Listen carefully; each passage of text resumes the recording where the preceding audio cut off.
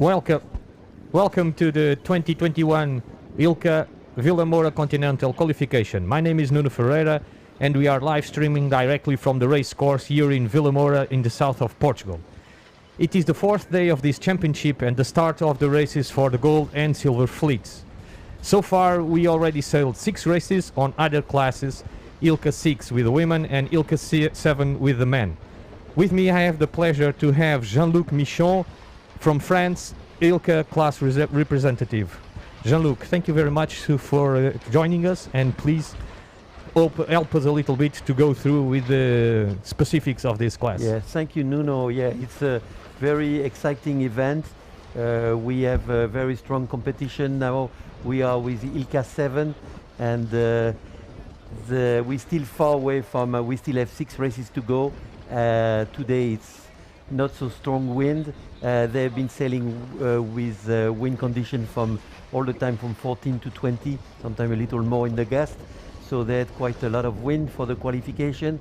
Today it's a lighter wind, but the wind from south might increase. And tomorrow and for the 2 last days, it's supposed to be quite windy from the east, southeast. So it's going to be very exciting because the 2 left places are still not easy to gain. So it's going to be an exciting competition. Okay, thank you very much, Jean-Luc. Here at the ILCA Vilamoura Continental qualifications, we are searching for the last 2 candidates to join the Olympic Games in the ILCA class, either from the ILCA 6 women and the ILCA 7 the men. We have 44 countries represented here on this championship, 228 sailors, 139 from ILCA 7 and 89 for the ILCA 6 class, 113 coaches and 65 staff from Vilamoura Sailing. On our board, we can already, in our TV, we can already see the scoring board as it is at the moment. We can see that in front we have Filip Jurizic from Croatia, followed by the Great Britain Michael Beckett, and in 3rd place the well-known Robert Scheidt. Can you tell us a little bit of how it has been happening so far, these races with these guys? Well, yeah, as I was saying just before, I mean, there was they had some good wind compared to the women who was all sailing between 6 and 10 knots. So it looked like a different regatta for both of them, for both fleets. Right now, I mean, the competition is pretty tough and pretty hard to get the 2 last spot. It's not going to be decided until the last race. So you have really good sailors, and even it's only 35 spots for the Olympics. So, and we have quite a big number of nations from Europe not qualified, and all of those guys are really top sailors. Can sometimes do some top 10, no problem. So. You just touched the point. They are very important. We still have 17 countries that can go for these last 2 places. At the moment in this gold fleet, we finished the qualifying sessions part yesterday. So the first 3 days of this championship were for the qualifications for this gold and silver fleet that are starting today. For today, on the gold fleet of the men, the ILCA 7 that we are now watching, we still have 32 sailors that can get to those 2 spots. Of course, there are some that are much closer to that to achieve that qualification, but as you said, there are still 6 races to go, and this fleet, this gold fleet, has 70 sailors. So I would say that in the moment, in 8th place, we have Joel from Spain. That is the first one close to get that first spot. Then we have Duco in 13th place from the Netherlands. In 5th place we have Elliot from Swiss. 18th place we have Joaquin from Spain. In 22nd place we have Alessio from Italia.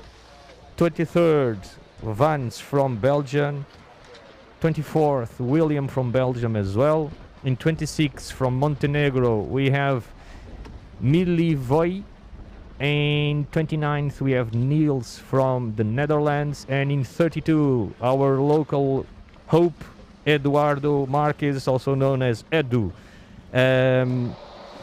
On the women's fleet, everything is already a little bit more settled, because we had already some interesting results from yesterday. Yeah, I mean, because now the fleet are divided in two. So you have the gold fleet and you have the silver fleet. So if you're on the silver fleet, you can't not anymore beat the people in the gold fleet. It's too separate. So now the chances to get to the Olympics for the European spot, the two remaining one, it's not going to only be done in the gold fleet. So for the women, yesterday there were only two countries who reached the gold fleet who were not qualified, which was Israel with Sheikh Kakan, and the other one was from Portugal, Carolina Joao. So both of them secured the 2 places for the Olympic for the women. So it's already set for them. But for the men, it's going to be completely different, of course. Thank you very much. That's exactly correct. So in the beginning of this week, we had 8 countries in the women fleet that still could fight for those 2 places. And as you told us very well, yesterday it was set in stone that the 2 countries taking those places were Israel with the sailor under 21 years old. Yeah, she's a pretty good sailor. She was a good sailor in the 4.7 class, I mean in the ILCA 4.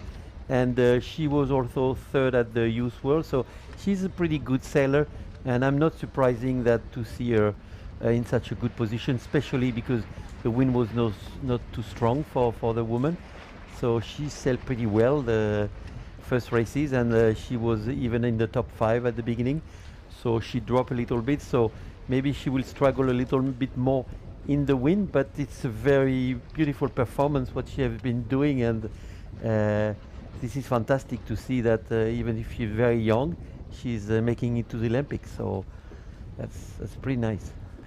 And yesterday for Portugal, it also was a very important day, because one of the Portuguese sailors managed to secure a position for Portugal in the Olympic Games on the ILCA 6 class. The sailor achieving that goal was actually Carolina João from SAD. She was in the fight with Mafalda Pires de Lima as well, but as turned out, both of the sailors yesterday had the worst day so far on this competition, both scoring higher numbers on the 30th and so on.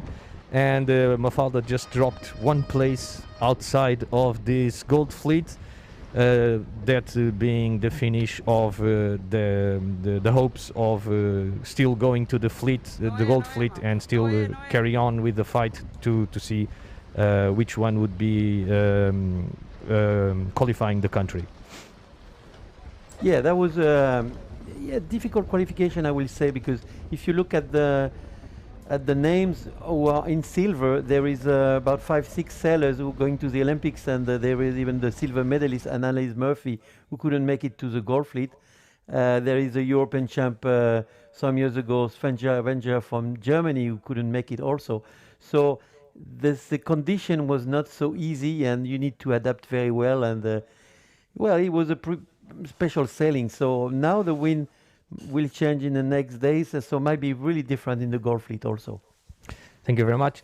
So for today we are going to start with this gold fleet race, the 7th race of this championship for the ILCA 7, here the men. Then we will have a second race that we will not follow, which is the silver group. And later on we will follow the first race, also the 7th race for the ILCA 6, the women, the first gold fleet race. At the moment we have started the day with 1.5 knots of wind coming from 359 degrees. It has shifted a lot to the 230 degrees with 4 knots, 5 knots, and it started to build up to the 8 to 9 knots. At the moment we are having the wind coming from 250 to 220, and we are looking at the moment to the race committee boat that are trying to set up the race course. the race course, we will try to show you how it works. We will have a normal race course from this for this class. So we will have the start, and we will go directly to the number 1 mark. The number 1 mark will be 90 degrees from the racing starting line. Then we go in the reach for the number 2 mark. Then we go to the gate that is going to be these two buoys that these 2 marks that you're seeing. Then we go upwind again to the number 2 mark, coming downwind again to the gate. And from the gate, we will go this time to the buoy number 5 and then finish upwind again. This is called the outer course, and then we also have the inner course. Yes, exactly. You have the first fleet always go to the outside, and the second fleet go to the inner, which means they go to the first mark and then they come downwind to the next gate, who is close to the starting vessel. Yes. So basically what we are going to see at the moment is that this is the left-hand side of the starting line, the pin end. And what they are trying to do is that they are trying to make sure that the starting line will be correct 90 degrees with the wind. Basically, on the water, as principal race officer, we have Nino Shimueli from Israel. Nino has already done 3 Olympic Games as a race committee, one of them as principal race officer, and he has been here with us, helping us. At the moment, you can see up there on the boat, it's Luis Raposo, our local race officer, and also on the water we have Mikhail Jodlowski, chairman of the jury from Poland. This is the team that we have on board. Now the boats are lining up.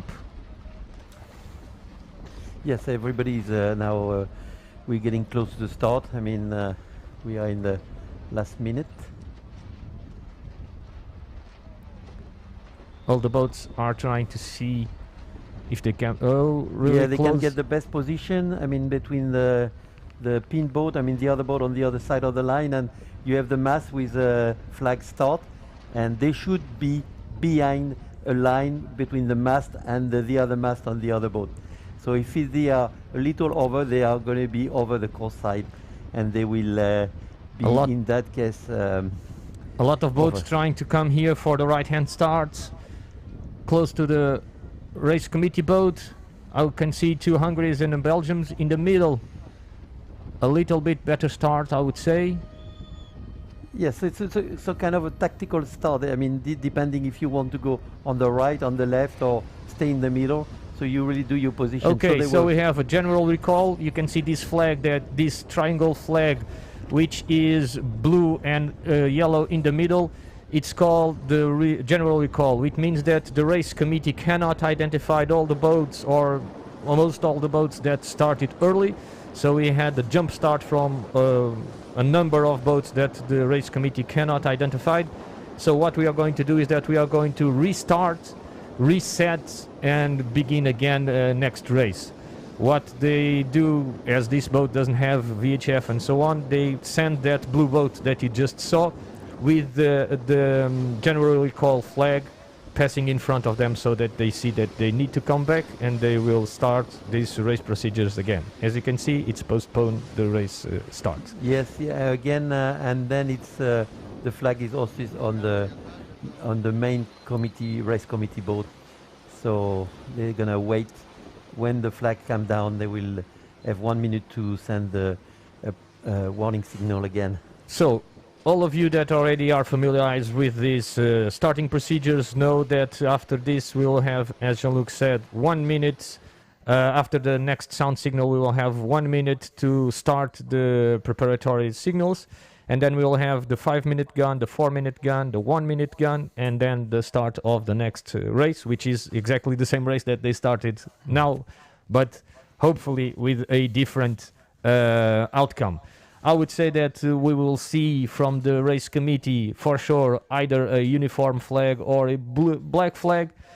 This is a way of the race committee to try to dissuade the competitors to be on a jump start position? Yeah, well, it's really depends what is the appreciation of the race committee. If they think the line had to be moved and he was not exactly in the right position, so they could change it and not put the black flag immediately, or they decided to that everything was fine and it was only the sailor were pushing, and in that case they will go for the black flag.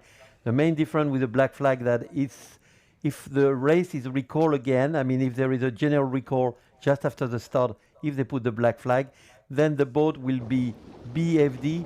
That means there will be black flag start, and then they will not be able to restart if, on the next start when the race is recalled. So it's really, really dangerous if you are caught on that. Okay, so now we are looking again to the race committee boat. They are just measuring the line again to see if everything is all right. From this position, and it's going to take a little bit while longer, we cannot see yet if they are putting any flags up to control the fleet. Here we can see from Brazil, Robert Scheidt. I just saw him get away from the line. Robert is also, it's actually I would say the most famous sailor that is here at the moment. Also the I oldest. would say, I mean, it's a legend. I mean, he has been 9-time world champ, unless I miss one title. And he has got a medal at the Olympics from gold medal. Yes, you see now the black flag is up. So they decided to put the black flag, which means that they thought that the line was correct and that was only the sailor were pushing. So finishing on Robert Scheidt, I mean, he's a legend. I mean, when you can imagine he's 48 years old and he has been winning the 2 first races. I mean, he's there. I mean, it's an example for everybody, and it's a person you can talk to. I mean, it's really the legend of the class for sure. And still pretty much active. So for the 6 previous races of this championship, he has 3 second places and 1 first place. So he's pretty much up there. He's in 3rd position at the moment. Yeah, that's pretty amazing. So especially when you consider that this boat is a extremely physical boat. Yeah. I mean, he's in fantastic shape, and he's also a fantastic sailor, and he has he has been also having medal in Star. I mean, it's impressive all what he has achieved. So, and this is really great to see him again for the Olympics. He was in Atlanta in 1996. So I mean, he was in 2000 in Sydney, and he was after he went to Star, and now he was back for Rio, which he missed the medal for few points. He finished 4th, and he's aiming to have a medal for Tokyo 2021 or 2020, sorry, in a few months next July. So the top of this leaderboard is very, very close together. So we have the 1st and the 2nd, they are tied with 19 points. And then we have Robert, as we were talking about, he's 20 points, so 1 point shy of the 1st position. He's in 3rd, but he's 1 point shy of the 1st position. Then we have the 4th, the 5th, the 6th, the 7th, the 8th. They are all close together because they have 25, 26, 26, 27, and 27. So the pack order up to the 8th position is really, really close together. So good fight we are hoping for today. Yeah, I mean, especially with a top fleet like that. I mean, it's when you come out from the qualifier, it's always few points between all of them. So it's not so much difference. So you have to fight for every meter. Every place is important at the end because they are really, really close. But now we're getting to do a new game with the gold fleet, and now all the top sailors are over there. We can see that the sailors are already packing up here again on the right-hand side. I can see again some Hungarians, so we had 2 or 3 Hungarians on this side earlier on, and the Montenegro sailor as well, so they are still here.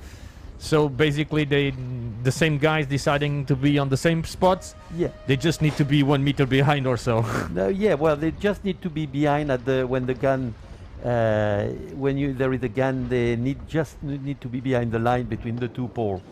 So we are seeing it here at the pin end. As you can see, On this side, they are trying to control the fleet. We still have here Slovenian and Polish, Spain and Finland. Yeah. But as we can see, we have much more boats on the right-hand side. Yeah, there is two tactical choice here. I mean, some people want to go for the pin, so probably they will want to go to the left. And the one who are on the race committee, they won't probably go to the right. And you have some people in the middle, which is, you know, that's how the lines go. I mean, it's quite a big number of boats, so they're just trying to get the best position. So now we see Robert Shah with Brazil. They are in the middle, and they go. Now they're going They're to start starting now. Yeah. Yes. And See the Belgian clear sailor. side, clear line, clear start. I didn't see anything on the race committee. They should have put immediately the X flag, or we should be seeing the general call. So there is no X flag with the black here? flag. Sorry. So basically here we have a Start. There's clear no start. recall, so Yes. no general recall. So they go, and maybe some sailors are over the line, but we couldn't tell. But So immediately to the right-hand side we have, I would say, 5 to 6 boats. yes, I think yeah. I mean, you have the two Hungarian, that's two brothers, Okay. and they're both fighting to the spot for the Olympics. So at least one of them will go to the Olympics. They choose from Hungary. The Belgium sailor, this is William de Smet. Okay, he has a good start, but now Yeah. he's pending in 24th place, and the Russian sailor is Daniil. So he's a little bored down. I mean, there is another Russian sailor in a better position right now, Maxim Nikolaev. But it's also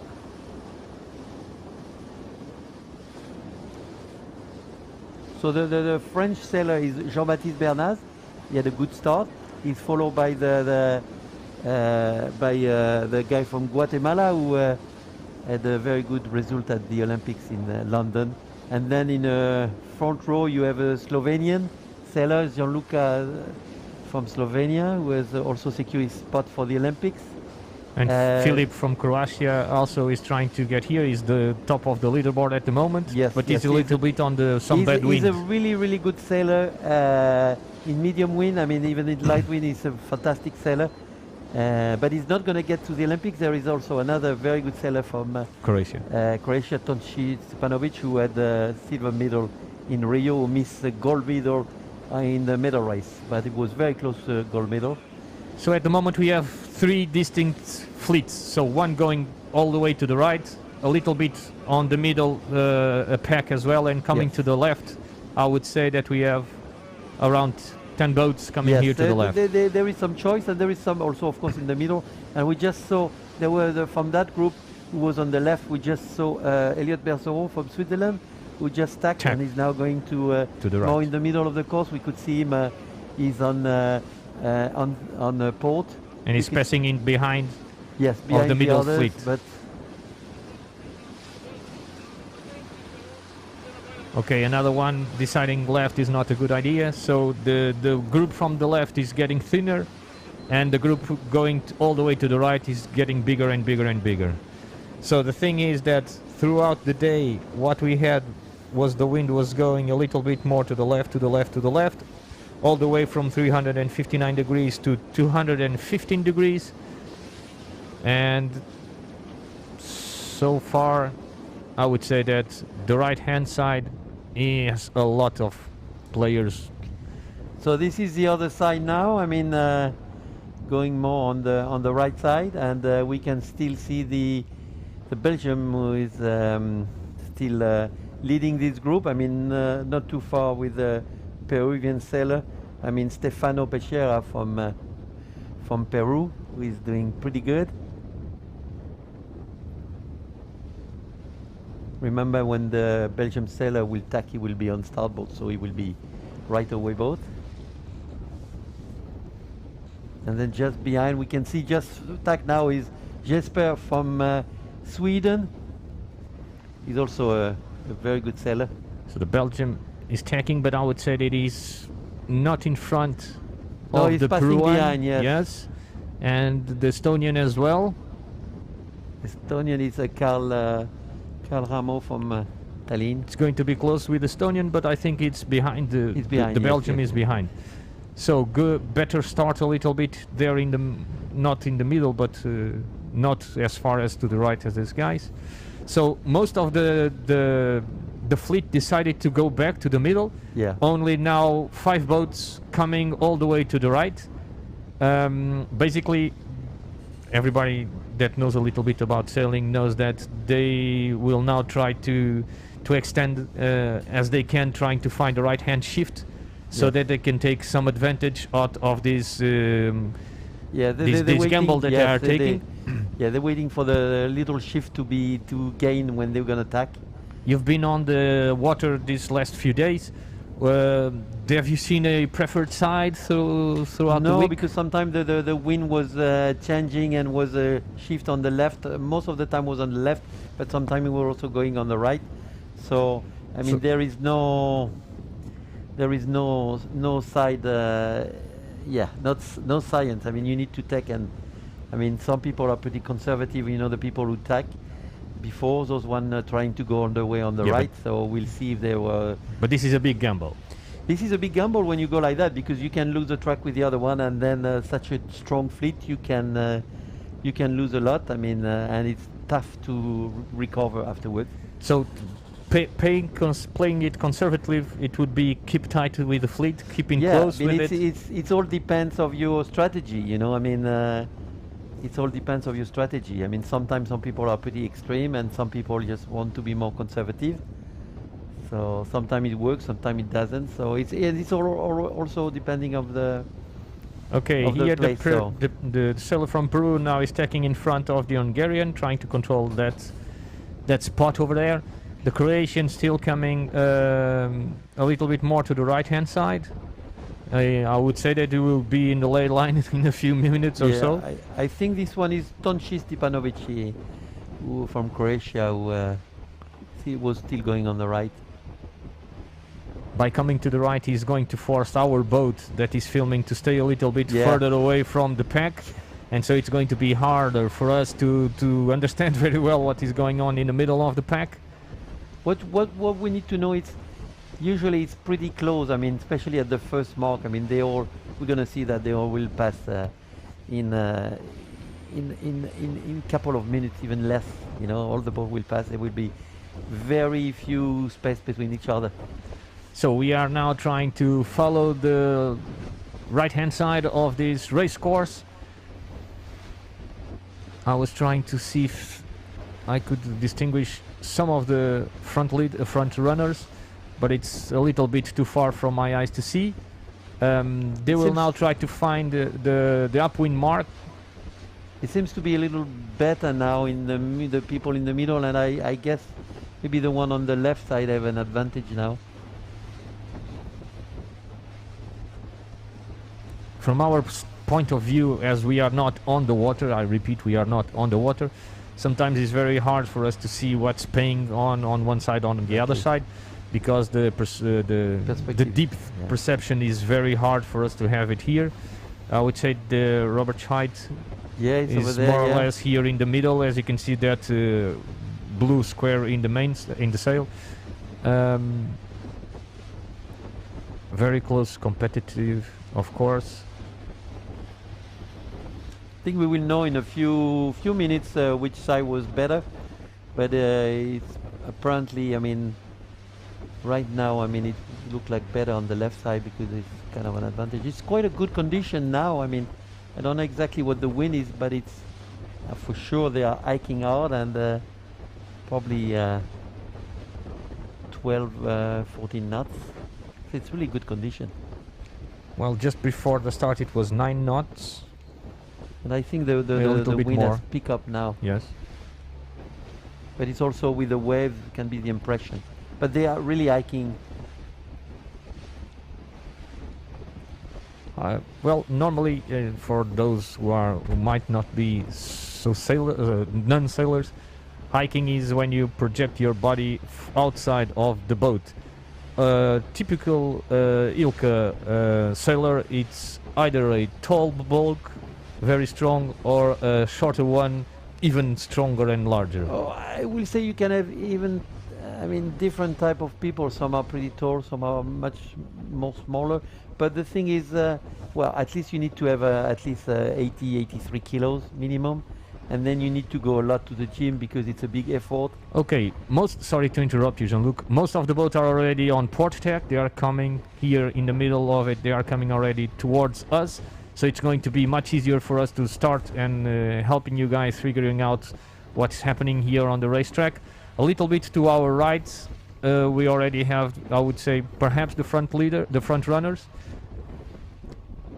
And I would say that it might have paid to went a little bit to the left. What's your opinion, Jean-Luc? I think so. I mean, looking at even if the perspective, yeah. I mean, I think, yeah, we have.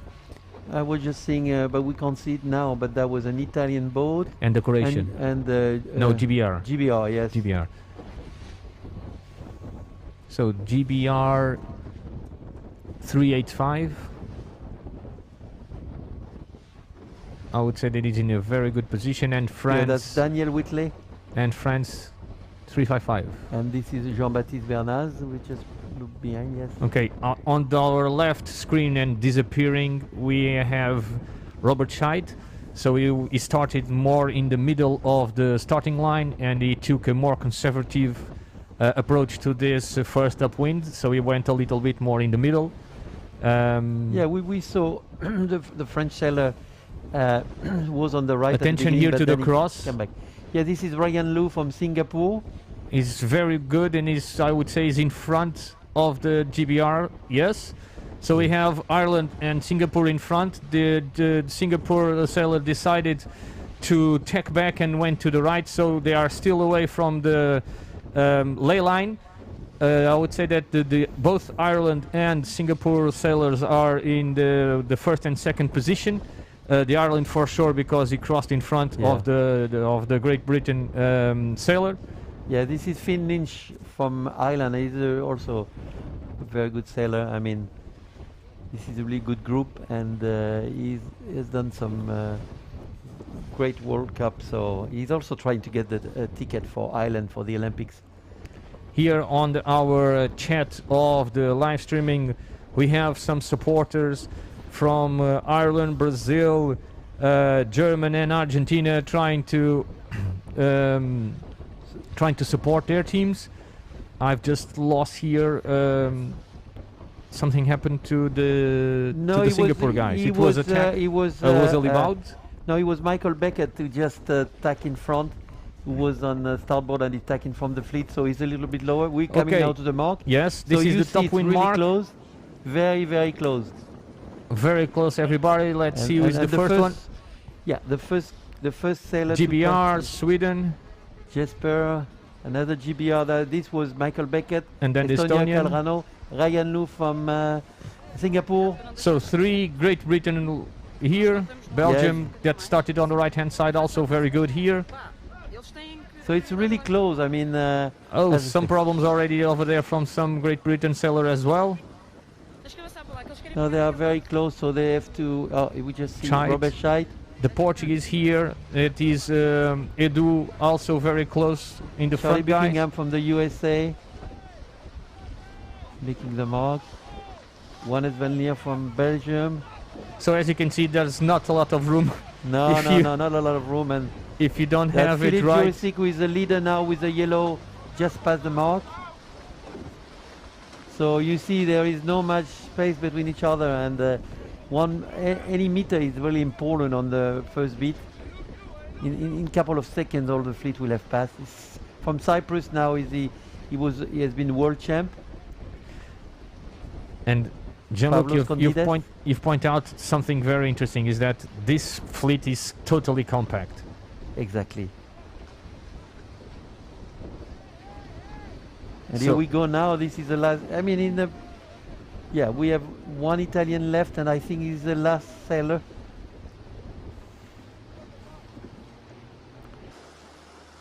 Okay, now we're going back to the front of the group of this race again. And we had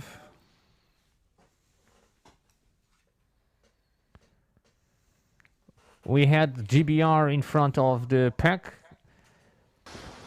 Here we go again. We go Yeah, again. with We had some troubles with that camera, so we come back again. So from Trinidad and Tobago, also here in the last part of the fleet. yeah, there is 44 countries in total, and it's a lot of them are qualified for the Olympics. And of course, there is no much event in the world. I mean, almost none who can get that type of competition. So that was very important to the sailor. So we are back with the front guys. We have GBR, Swiss, and GBR again, I would say. Yeah, yeah. 613. I would say that they are still on the ridge, or they are already on the downwind? Still on the ridge. No, they're on the ridge. Still on the ridge. Not yet. Yeah, they're going to. So I remember you that this is from Mark 1 for Mark 2 is the ridge, and then from Mark 2 to the gates 3, it's going to be the first downwind. Yeah. Right they are now in, going to the outer loop. In third position, we have Michael Beckett is second overall, so he's doing pretty well. And just in second position in this race, we have from Sweden Jesper. And Sweden right now is ranked 12. So yes. Stalin from Sweden, and he's doing good. And the leader also is from GBR. And this is again Daniel Whitley. I mean, we call his name. So this is a good breeze. I mean, they're moving pretty fast right now. And this is really good condition. I mean, we were not expecting such good condition today. The Sweden sailor seems to be catching up the GBR sailor. Don't you agree? A little bit, yeah. So a little bit far behind, we have the Estonian. Yeah, Kalle Rano from Tallinn, and he's doing pretty well today.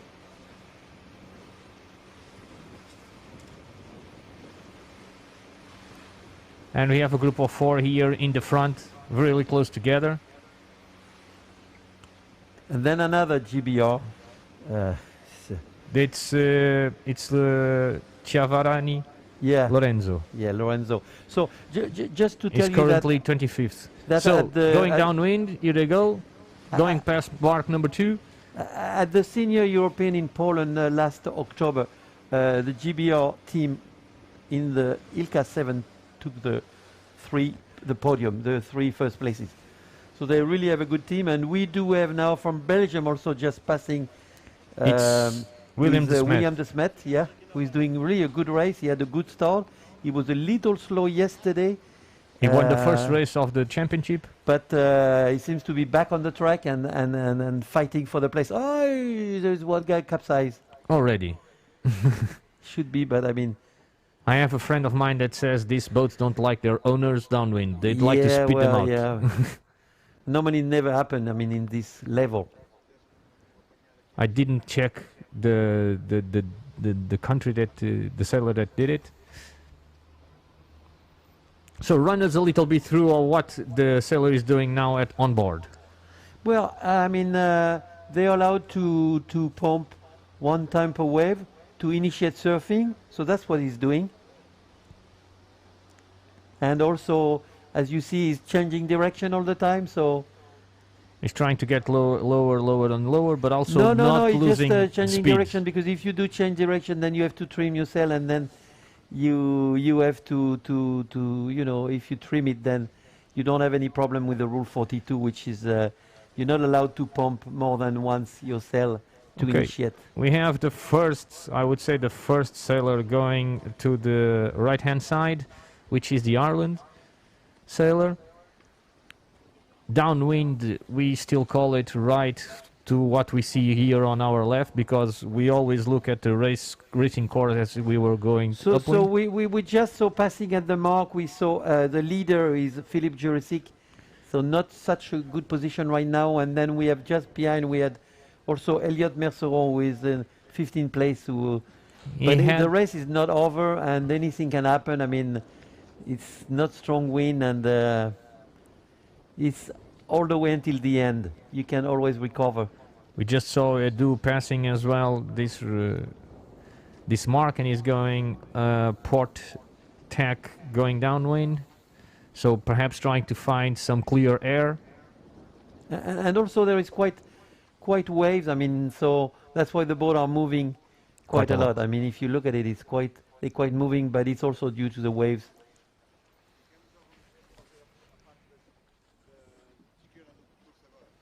So we have Adonis Bougueris. We just see him now. He's from Greece.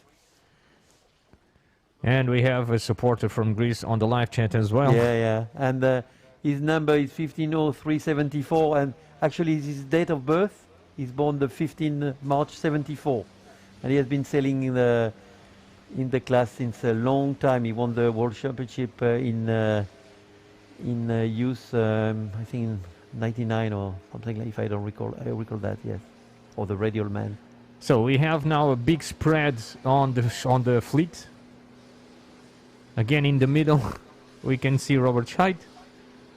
Yeah. It's one of the easiest to understand because of that logo. He do have his logo is very visible. Yes. So yeah, I mean they are pretty spread now. I mean it's if you see, you know, I mean there is some on the right, some in the middle, some and they're just trying to catch the wave and have the best speed they can. And on the background we have lovely Algarve. Exactly. Sunny day today. Yesterday not so much, but today already sunny. So now they're going for the gate. The gate is here. You can see on the right hand side of our screen we have a power boat, and the last boat is pointing in the middle of the gate. Yeah, the gate are two green marks that we can see now disappearing, one, and the other one is going to disappear now. Those are the two gates that the fleet is going to. Basically, a gate is a set of two marks that you need to pass in the middle. The idea is that when you go upwind, you can choose either to go to the one on your right or the one on your left, so that you don't have to trail behind the boat that is leading you. That will theoretically provide you with more chance to find clear air and a better shift going upwind, so to allow you to overtake when you go upwind. Yeah, and also the good thing with the gate that it spread a little bit the fleet when you arrive, so you have more space. You can choose the right or the left. When you have only one mark, everybody has to round the same mark, and it's more people. I mean. So yeah, we still have a GBR. I mean, it seems to be on the lead. The two GBR now on the lead. What happened to the Swiss? But we saw one sailor who capsized, so he could have been. I'm not sure, but we're missing Jesper from Sweden. I don't know what's happened to him, because we saw one boat capsize, but I'm not sure it was him. But now we have the two British in the lead. They are much closer to each other, that's for sure. Yeah, they are pretty close. I mean, yeah, I mean it's. As we lost a little bit the contact with the front runners, now we have lost from our screens the Swedish. Michael Beckett, I mean, is. I mean, they will probably not take the same mark when they arrive, because they look like they're pretty on the same line right now. So in front we have. We have on the left side Michael Beckett. And on the right side. And on the right side was Daniel. If let me look again. Okay, it seems that was Daniel Whitley. Okay, the Sweden now it's coming on our screen closer to the Estonian, but I would say that in the front we do have the two Great Britain sailors really close together. Oh, sorry, it's Elliot Hansen. Sorry, 6-3. No. And it's 215613 is Elliot Hansen. He's the British who will go to the Olympics. So he's Hansen. He's the one who has been qualified for the Olympics. So sorry for that.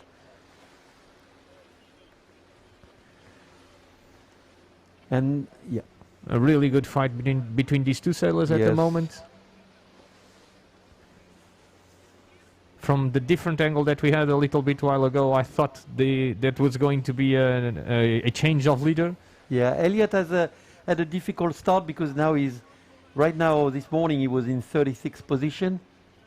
So that's going to be good for him if he won that race. And So I would say that we were going to see each one of them going to a different mark.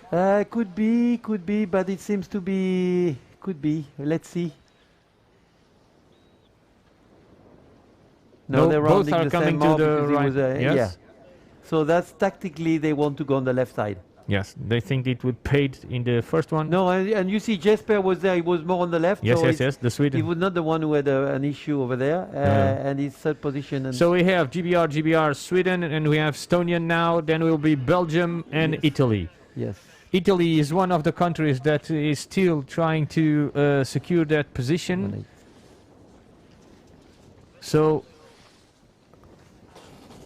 very important to see how many points he can grab on this race. Then we I have think Italy is Nicolo Villa.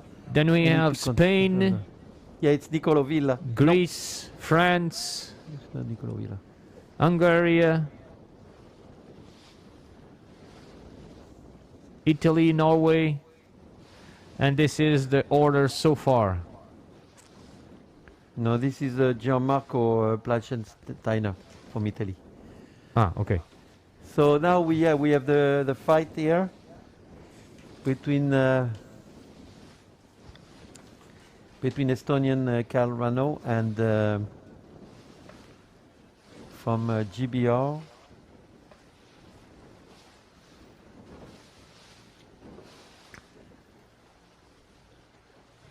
Elliot Hansen. So Hansen is the one that is already going to the Olympics, yes, correct? yes, he's qualified. He will represent Great Britain. Very So good. you see the fleet is still really packed. Even Mm. after 3 legs. Yeah, it's really. We are starting the second upwind now in the outer loop. We're going upwind again to the mark number 2. Yes. And then we will be visiting again these 2 green marks. That is going to be the downwind gate. So it's still a good breeze. I mean, you still see them hiking, you know, have their body out, and they have what we call an hiking strap, and they have to put their feet in the hiking strap and hang out like that. From a tactical point of view, the 2 Great Britain sailors, they both went to the right-hand mark, coming to the left-hand side, but we had then a very big difference on tactics. Immediately, one of the boats tacked and went to the right, and Hansen here come to the left-hand side to pass the big fleet that was coming from this side. Yeah, I mean, they can be the choice to have better air and coming in the middle. So the next cross will basically determine which one did it the best. They were really close on that that downwind mark. So let's see. So to the right-hand side and choosing that mark and going all the way to the right, we have the Swiss, the Swedish from Sweden, yeah. that is still going all the way to the right at the moment, and the Italian that was going closely followed. Yeah. A little bit more to the left, to our right in the moment, we have the Belgian coming towards the left, and the Spanish still going all the way to the right. Yes, exactly, yeah. The Spanish, I will try to see the numbers. I just got lost. Sorry, folks. We will try to get back to you as soon as we have the numbers on that sail to try to tell you the name of the Spanish, because one of the Spanish, that was Joel Perez, was the first one that was closer to the exactly him. It's exactly him. So Joel Perez is very well positioned, because he was yesterday, in the end of the day, he was 8th, and it was the first of the non-qualified countries to be in the top of the board. And he's a good he's also a fantastic sailor, and if he has a great week, and he looks like he's going to get a great week, and he's having a great week, he can do really, really well. So curiously, from Italy, we have Alessio Spadoni behind the Hansen sail. Now we have the Italian. He was standing 22nd yesterday, but now it's very well here in this position.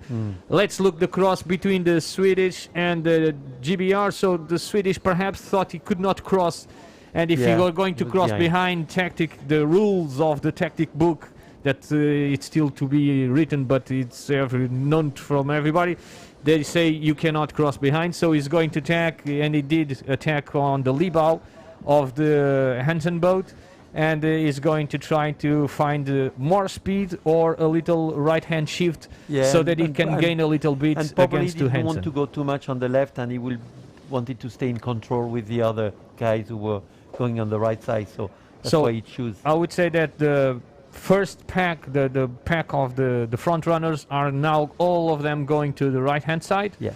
I missed one of the Estonian. I think that might be either behind the Hansen boat, the GBR 613, or he might be coming to the left-hand side. We have a little bit. We couldn't see now, but that was a Belgian guy. They were still there. So I would say that here on the left of our screen would be GBR, then on the right hand side GBR as well. So between these two boats, the one more to our right on the screen and the more to the left on our screen should be the first and the second position. Yeah, they were the leader already at the gate, so, and it doesn't seem there was some major change. Yeah, and we have this. There's another Italian over there. Yeah, 185. And this is Planchesteiner, Gianmarco. But he was well down the order. Yeah, he was 46 46 right now, yesterday. I mean, but if you do a very good races recover in the Golf fleet, that can really bring you up. So this shows you a lot how close the game is on this fleet. So he finished yesterday, he was ranked overall 56, and now it's running third, fourth, or something like that. So very, very, very tough, the competition on these boats, on this fleet. Hilke 7 providing us a very fantastic sailing day here in Vilamoura. And that last tacking, we have the so GBR boat, and now the next cross will be decisive to see which boat is in the lead.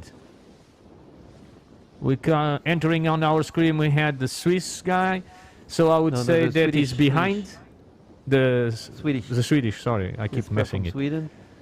From Sweden, but the next boat coming in on our screen from the right will be GBR Hansen, and that cross might be exactly what we are waiting for, to see which boat at the moment is in the lead. Yeah. And so I think he's still in the lead. I mean, Hansen still leading, correct? Yeah. Yes. It's very close, but he's still going to cross in front. He's crossing. And he's crossing it. So GBR 1-2 at the moment as well. Yeah. Now in the left-hand side of our screen, we had the Italian boat that attacked. Yeah. And let's see the cross between him and the Sweden. Yeah, Sweden sailor, will be, but I would say the Sweden will be in front. No problem. I mean, it was, and Sweden now just tack because. So it might have reached be the ley on the line, left now, so and GBR should be Hansen should be tacking immediately as well. You're right. Yeah, very shortly he's gonna control all that fleet. Come on, Hansen. Your turn. So if we keep on going, I would say that Sweden is below the ley line.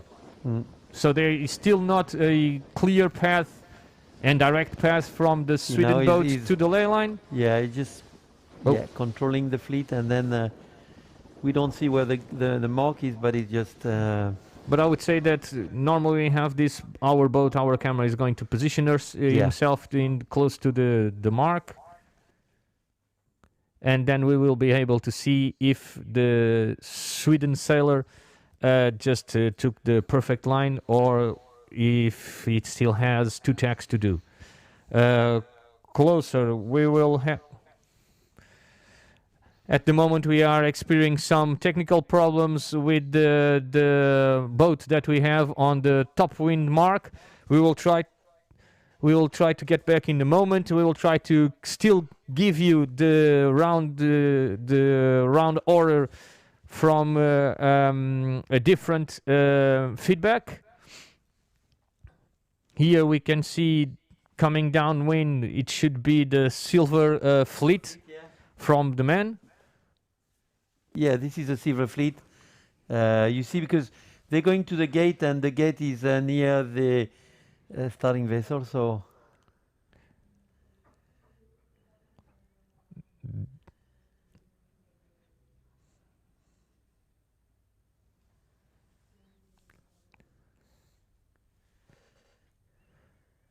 Yeah, we are still following the fleet, the Silver Fleet.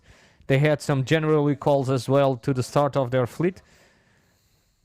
And we are now going to take a short break in just a few moments, and we will be back to you as soon as we have solved everything that we need to solve around here.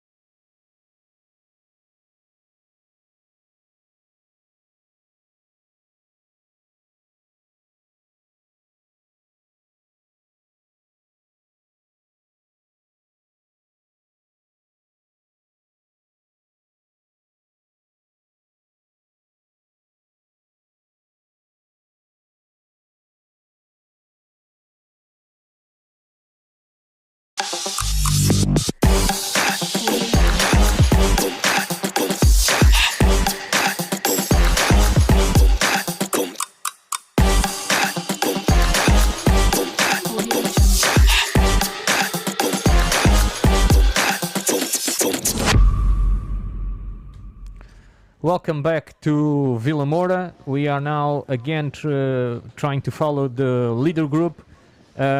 We still have Anson on the lead, Beckett in second position, and both of these sailors, they are GBR sailors. Anson already with the ticket stamp on it to go to the Olympics. Then we have in third position, we had the Sweden sailor, and then the Estonian sailor in fourth. Yeah, it looked like the Estonian sailor that took over the other British boat and is now crossing. No, he's crossing behind. So, and probably still in fourth. Yeah, it's pretty close between all of them. And I think Sweden is now in second position. Jesper from Sweden is second. You can see. I mean. Yes. Very good. So big lead now for Helge Hansen. I mean, he's going fast and he has extended the lead.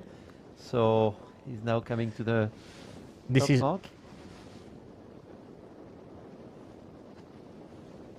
Oh, he had to do a little tack over there, but he still has a very big lead, so that's not going to trouble him.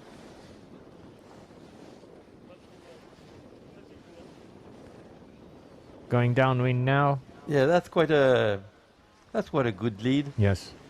You know, something must have happened when we lost the feed. Something must have happened to the second, already to in Michael a good Beckett. position. He maybe have some little more pressure, and he was fighting with Jesper from Sweden, who is doing really well today.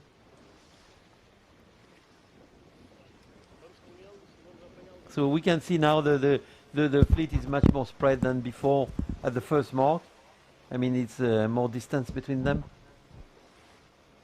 Yes, as long as the longer it takes, the spreader they get. But nevertheless, a lot of there to be played of. Some technical problems again. We are having a difficult time receiving the images here. Now we see Edu passing in front of us. Edu, we might say the local hope for us to still get to hers in Portugal, still get to the Olympic Games. It's not going to be easy because yesterday Edu was in 32nd place.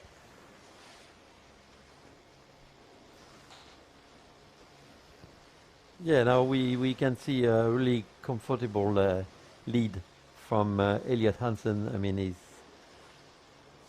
seems to be easy sailing for him. He has the jury looking at him just a little bit over. The jury is now waiting for the fleet. He's on the orange boat, and they are judging Rule 42. The sailor from Trinidad and Tobago now passing in front of our screen. And the Finland. They both were a little bit down the order in the first downwind mark as well. Now they're going to the second upwind. So now this is the last downwind and going to the gate we saw before. And then after is going to be the ridge and then the little upwind to the finish. So. Yeah. So we're getting closer to the end of this race, at least for the front runners. And you need to stay concentrated to take each wave. I mean, if you see there is quite waves today, and like the other days also, and you need to take each wave. I mean, to don't lose any I would say any centimeters, you know, to the others, because at the end, if you lose, I mean, 10 centimeters each time, that's quite a big distance at the end. So you need to concentrate on every wave, and also trim your sail properly, and you're allowed to have one pump to initiate the surfing, so you need to do it when you have the waves. So basically what we are trying to say is that we have a 60-minute range and target for a race, and that 60 minutes you have a lot of downwind, and in the two downwinds, if you lose or miss one wave, like Jean-Luc was saying, you're going to miss 10 centimeters. Then if you lose two, you're going to lose 20. Yeah. And this is going to be really, really important for them. So they really need to be very focused. They need to work out their body very, very well, so they don't miss anything. Because every time you miss, if the other guy didn't, you're just going backwards. Yeah, some people are really fast downwind and they can recover a lot of places. I mean, you know, but it's, again, top level, so they have practiced a lot, and they have practice, and their skill are pretty good and excellent, I would say. So they're really going fast. You would say that in these Ilka boats, it's easier to get up to speed of a very good level going upwind or going downwind? Well, you need to work on both. I mean, yeah, downwind is quite a lot of work, I think. So yeah, to be a very good downwind sailor, you have to have a lot of skill and a lot of work. More yeah, than especially with the waves, I mean.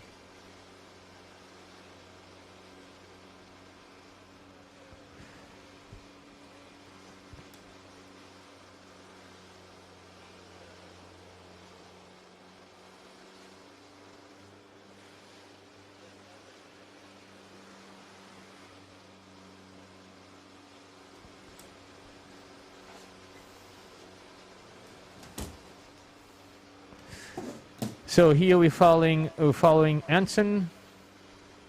I would say that Sweden is a little bit closer than it was on that last mark.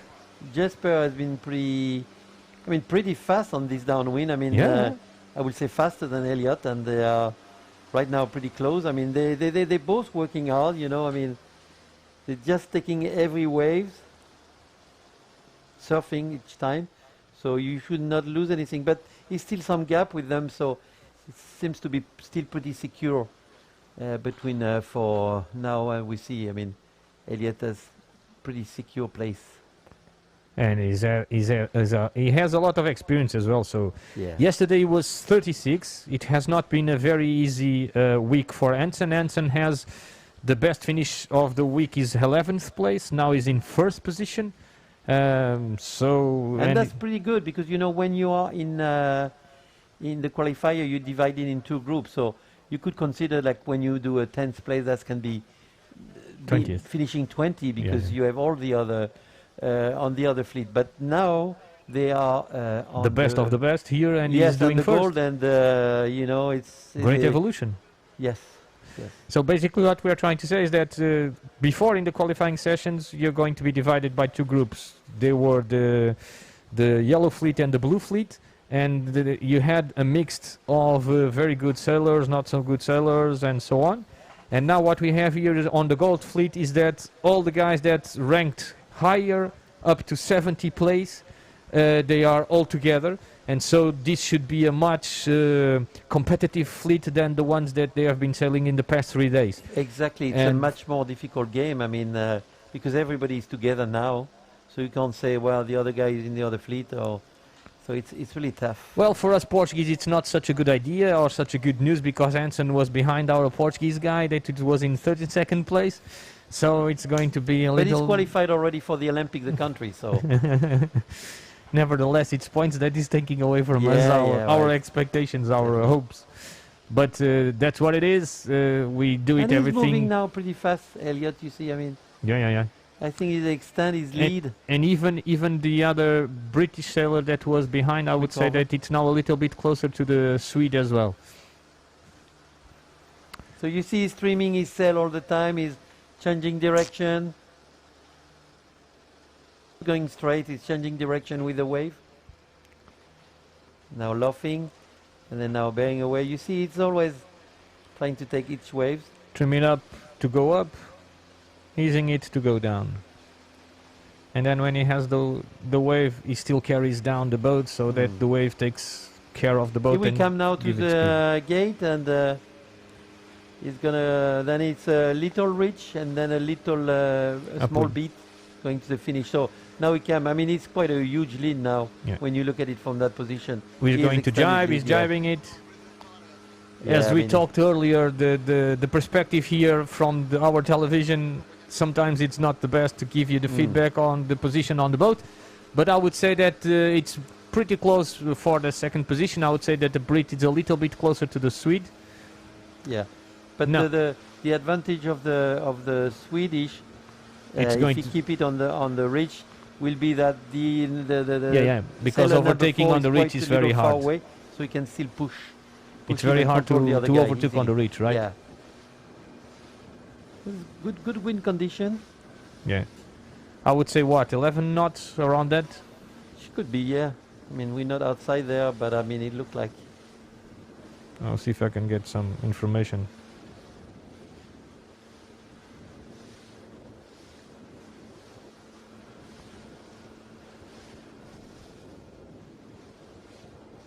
So, very nice race, very nice sailing. I mean, and even now you can tell the other one are not too far. Okay, now he's coming close to the last mark. Number 5, and he's going to go for up, and he's going to go for a little bit. Yeah. To the finishing line. The finishing line will be held by 2 boats. Yes. We have 2 boats on each side of the line. So if we had a lot of boats coming together, we have viewers from both sides so that we can pick up and check every single number of the sails to make sure that nothing goes wrong and nothing escaped. It has happened sometimes that 2 boats were exactly at the same time at the finish. Then they are tied and they put half points to them. I mean, second place, the Sweden.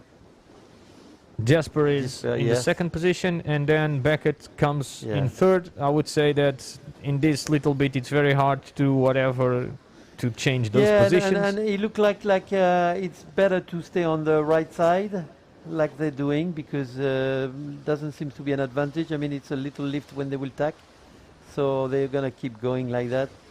I don't know what will be the other English will do, but you can see here the right-hand side of the finishing line, and still not appearing on our right-hand side of the screen will be the left-hand side of the finishing line. I think Michael Beckett, who is in third place, I mean, he's not taking any risk. I mean, he has been very conservative right now, and he has a, he has a 2-2, and he probably will be happy with a third place. So he's not doing any attack, anything. I mean, because that will be really good for him. Jurizik, it's nowhere to be seen, and Scheidt either. So Beckett, he has to be conservative. After this race, because this race will put him in a very good position to go Yeah. first on the leaderboard. Exactly.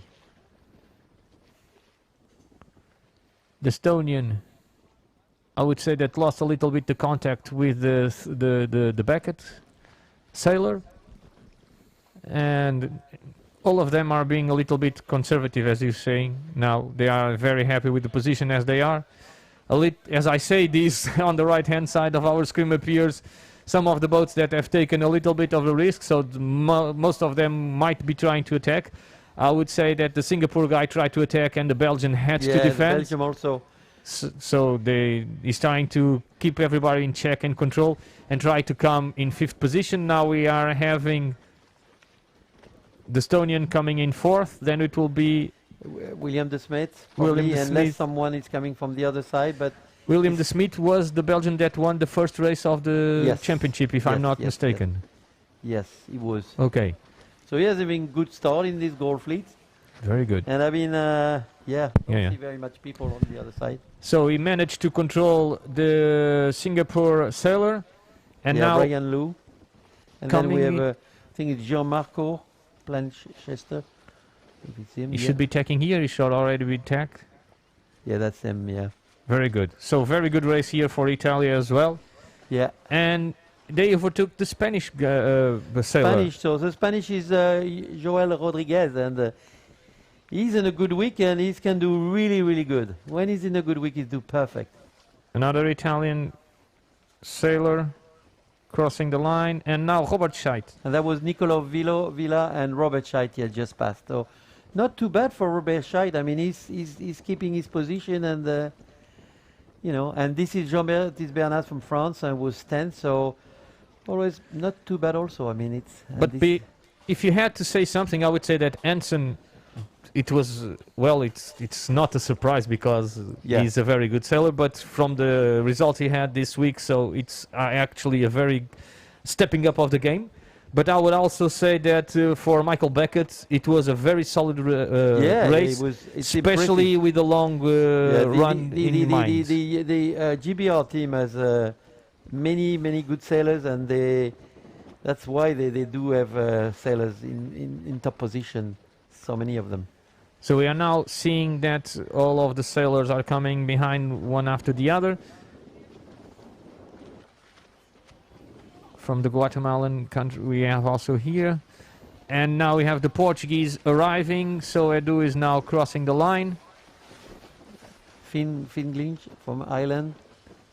So now you can see that some of the boats have chosen to go to the race committee boat on the right hand side, and some of the other boats trying to go a little bit more to the left hand side. We don't see the left hand side. Alexandre Brod from France just passing. On this one I couldn't see, but I think it's we couldn't see him. I had the impression it was Giovanni Coccoluto. I'm not sure. Oh, this is Philippe Jurisic, but he is finished already. We couldn't see him on the side.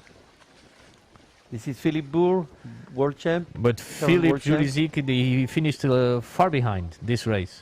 Yeah. So this would be for sure his race to... Wannes van Leer from Belgium, just passing. But going back to Jurisic, this should be the discard race for him, I would say.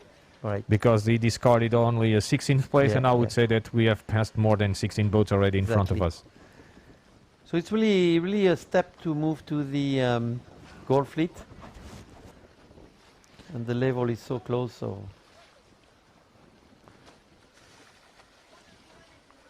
Very interesting to see. Now we are now following. The silver. I would say this is the silver fleet. Yeah.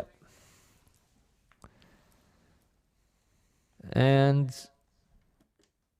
we are trying to understand if this is the front pack or the middle. No, this is still the finish. This is still the finish of the goal because this is the race committee boat. And this is still the finish of the... From another angle. yeah. From a different perspective. Yes. Sorry for the misinformation, folks. Jean-Luco from Slovenia. So we are almost in the end of every single sailor finishing this 7th race of the Ilka 7, first race of the Gold Fleet for this Ilka 7. So this was the first race of the Gold Fleet from the Ilken 7. We will now take a short break and we will come back not to see the second race of the Gold Fleet, but to see the first race of the Gold Fleet of the ladies. You sure?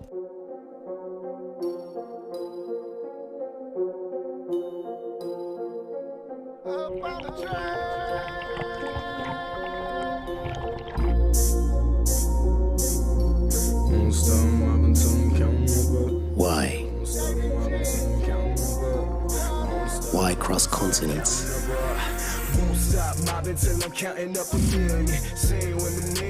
Why conquer the sea? Challenge the winds.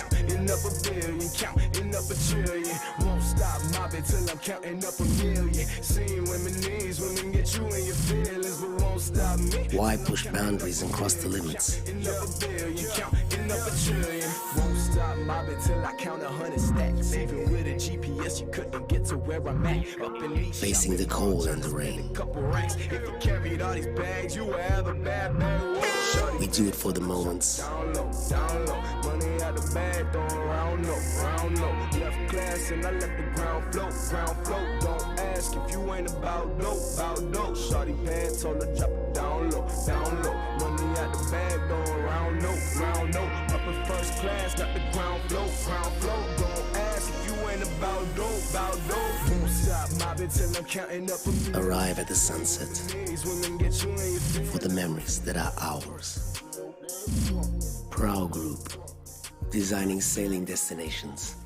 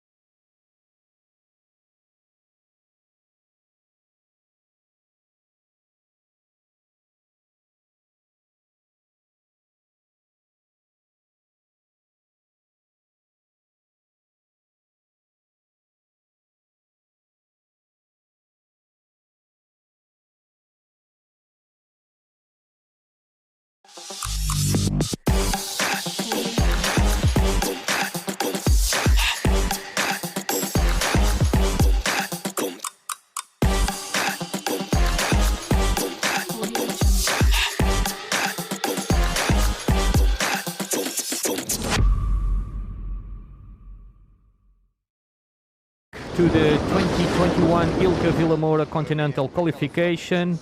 My name is Nuno Ferreira and we are live streaming directly from the race course here in Vilamoura, south of Portugal. With me I have Jean-Luc Michon, Ilka class representative. Thank you very much for still being with us. Jean-Luc, what can we say about this afternoon? Well, I mean, it has been an exciting regatta. So far, the girls have sailed in lighter winds, no more than 10 knots. And the boys, I mean, they were just, on the same course, but not at the same time. They had good wind condition. So now I think there is some better condition for the girls, so might be a little bit different. And then we are moving to the gold fleet now and silver fleet. And yesterday we had only 2 nations were not qualified for the Olympics who made it to the gold fleet. So for the qualifier for the Olympics, it's done. It's Israel and Portugal who got the places yesterday. So there is no more thing to watch about the European qualification because it's done, and all the other ladies, they are in the silver fleet. But that will be a good competition to see who is gonna win the overall of this European qualifier. Thank you very much. So exactly, we are in the 4th day of this championship. The first 3 days were qualifying series. Now we have moved on for the gold and silver fleet. On the gold fleet, we will have 46 boats and we will have 45 boats on the silver fleet. Yesterday we had from Israel Shea Cannon that managed to qualify Israel with one of the last 2 spots for the Olympics, and she was 19th overall yesterday. And Carolina João from Portugal, she managed to put herself in 43 positions, so she also qualified Portugal for the Olympic Games as well. This being said, all the vacancies spots are occupied for the Ilka 6 class on the Olympic Games of Tokyo, and now we have the rest of the week for these girls to compete against themselves for the pride and for the preparation for the Olympic Games as well. Yeah, what is interesting after those 3 days qualifier, that we have some, I will say, some top sailors who couldn't make the gold fleet. I mean, just like Annalise Murphy was silver in Rio, and some others who are really good contender, usually pretty good in also light wind, like the German sailor, Svenja Avenger. She's usually pretty good in that condition and didn't find the way, and is on the silver fleet. And there is some others. Some other from Croatia. You have Elena Forobeva, and you have some couple, Lucia Falesia from Argentina. So you have some and some sailors who couldn't make it, and which is a pity because so that's the condition has been pretty difficult with some change. So you need to. Well, you need to adapt to this condition. But as I was talking earlier with the Irish coach, he was telling me that was still a good training anyway in those conditions, and they didn't have any real competition since last European in Poland. So this is a really good event for them. Interestingly enough, they have started to sail before the men in the first day. They sailed after the men in the second day. They sailed before the men in the 3rd day, and now they are going to sail after the men in the 4th day. But interestingly enough, it's always lighter when they go out to sail than when the men are outside.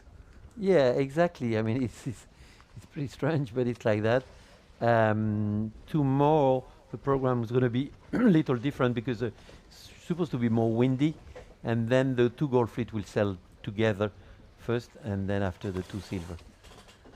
So we are now trying to see as the leaderboard is on the start of this 4th day. So in the front we have Anne-Marie Ridon from Denmark, chased closely by Marie Baru from France, And in third position, we have the Japanese sailor Manami Doi with 26 points. With 29 points, we have Mo Jaye from Switzerland.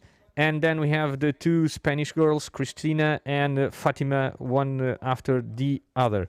We have Paige Rayleigh that is been moving up the leaderboard in 7th place. And here from 5th to 8th place, they are very close together yet. Because after Paige Riley, we have Josephine Olsen from Sweden. Monica Mikola in 9th place from Finland. And again from France, we have Luis Herrera that is already there with 45 points. As I told you before, the two sailors that managed to put a stamp on their flight or at least for their country's flight for the Olympic Games, it was in the 19th place from Israel, Shea Kakon, and in 43rd place, Portugal with Carolina João. Yeah, and there's going to be one discard for this whole regatta, so you could have seen that Anne-Marie Rindam is worst place is 11th, so she has been really consistent in this condition, and even on one race she was really far behind, and she's such a great sailor that she managed to come back in front. So she's been very impressive for the last years. I mean, she's kind of a dominant also, but best challenger is Marit Boelmeester for Netherlands, but she had a little injury, so she couldn't attend that regatta. So they are pretty. It's going to be a pretty good fight. And then you have Emma Plechat from Belgium, but she didn't have so far a good regatta. But hopefully she will come back today with more breeze. And well, there were several good sailors. I mean, like Mo Jaye from Switzerland, who like those conditions. And so we'll see what's happened today on the water. As you can see, the insights of Jean-Luc are very important for us here. As I am not a laser sailor, far from it, and Jean-Luc really knows the class and the participants very well, so it's a big help to have you here. Thank you very much, Jean-Luc, once again. At the moment, we are trying to establish the setup for the race course. We have the men's, they are finishing already, are trying to finish the second race of the Gold Fleet. For the first race of the Gold Fleet, we had a very tight race. In first position, we had Elliot Hansen. That was his first bullet of the week. He had been around the 15th and the 17th positions. I remind you, he is already confirmed in the Olympic Games by Team GBR. In second position, we had Jesper Stein from Sweden. And in third position, that it started that today in second place overall. He passed to the first position overall. It was Michael Beckett also from Great Britain. Robert Scheidt didn't have the best race of the week, but it managed to secure the second position. He was 1 point adrift from the two leaders that were the Michael Beckett and Philippe Jurozic.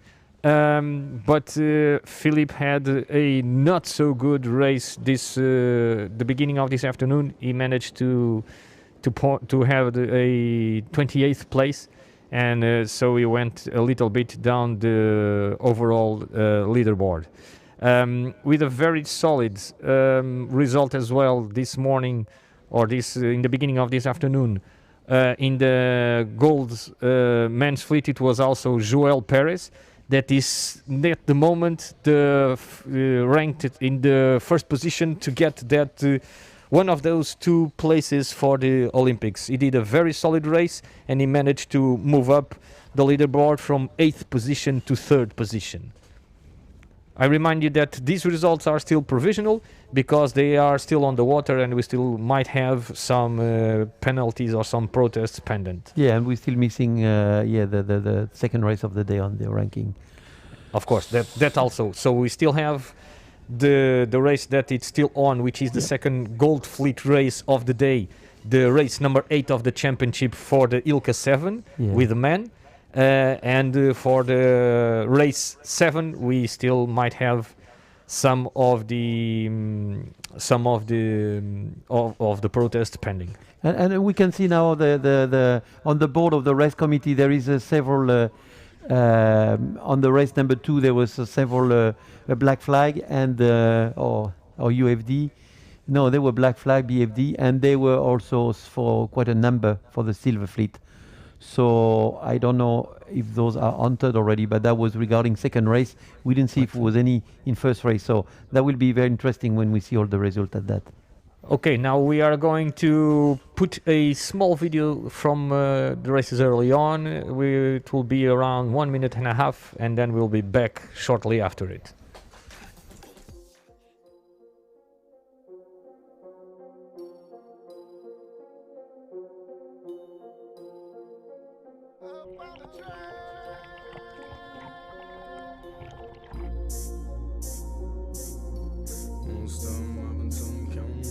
Why?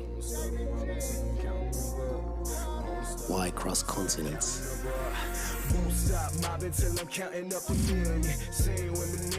Why conquer the sea? Challenge the winds.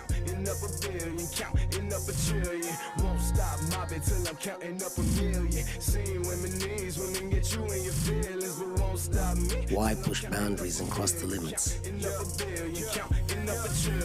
Won't stop mobbing till I count 100 stacks. Even with a GPS, you couldn't get to where I'm at. Up in East, facing the cold and the rain. If you carried all these bags, you would have a bad bag. We do it for the moments. Down low, money out the bag, throwing round low. Left class and I left the ground float. Don't ask if you ain't about dope. Shorty pad told her drop it down low. Money out the bag, throwing round low. Up in first class, got the ground flow. Don't ask if you ain't about dope. Won't stop mobbing till I'm counting up a million. Arrive at the sunset for the memories that are ours. Proud Group, designing sailing destinations.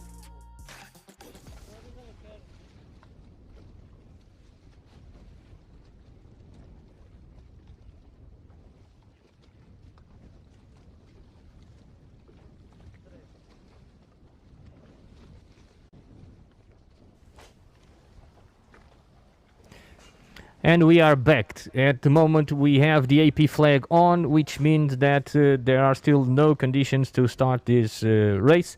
As we seen the video before that we passed, we have seen some of the championships that we have organized down here with Vilamoura Sailing and Prow Enterprise. We have been having some spectacular conditions throughout the year and last year as well. We have been holding a lot of championships with very different classes, all of them with very good conditions. So everybody comes to sail to Vilamoura and enjoys it. How have you seen this venue so far, Jean? Oh, the venue is really good. I mean, it's very well organization. So you know we're gonna have something professional, and it's here, Carolina João, the lady that just managed to secure Portugal place in the Olympics with the trainer Alps behind her. So a round of applause, round of applause for Carolina João for securing the last ticket to the Olympic Games to Portugal. AP flag still displayed. Sorry, Jean-Luc, to have I think right now the wind again dying as usual when the women come on the water. So it's typical. Immediately when the women arrive, the wind die. So and they probably have changed direction. So that means that the race committee has to reset everything. So from what I've seen on the flags, yes, it seems that the wind went a little bit to the left, perhaps too much. Again, Carolina João here sailing downwind and with the cameras right close to her, still with the jacket on. That will disappear for sure when she starts to sail. But most of the sailors have been going out with it. And then when they get outside, they give it to the coach and they keep on going on. Carolina João has been sailing with the SAD Sport Club, and here she is, very happy to be sailing out today. I would say that the pressure it's a little bit off, and that she will be very easy sailing today. Wouldn't you agree, Jean-Luc? Yeah, I'm sure she's much relaxed because yesterday was tough. She had to do the make the gold group, and it was not an easy day for her. But she managed to stay up there, and it's congratulations to her. I mean, you see an happy face, and it's always good. Yes, the two Portuguese yesterday, the two first Portuguese had a not so good day. In fact, it was basically the worst day from both of her since the beginning of the championship.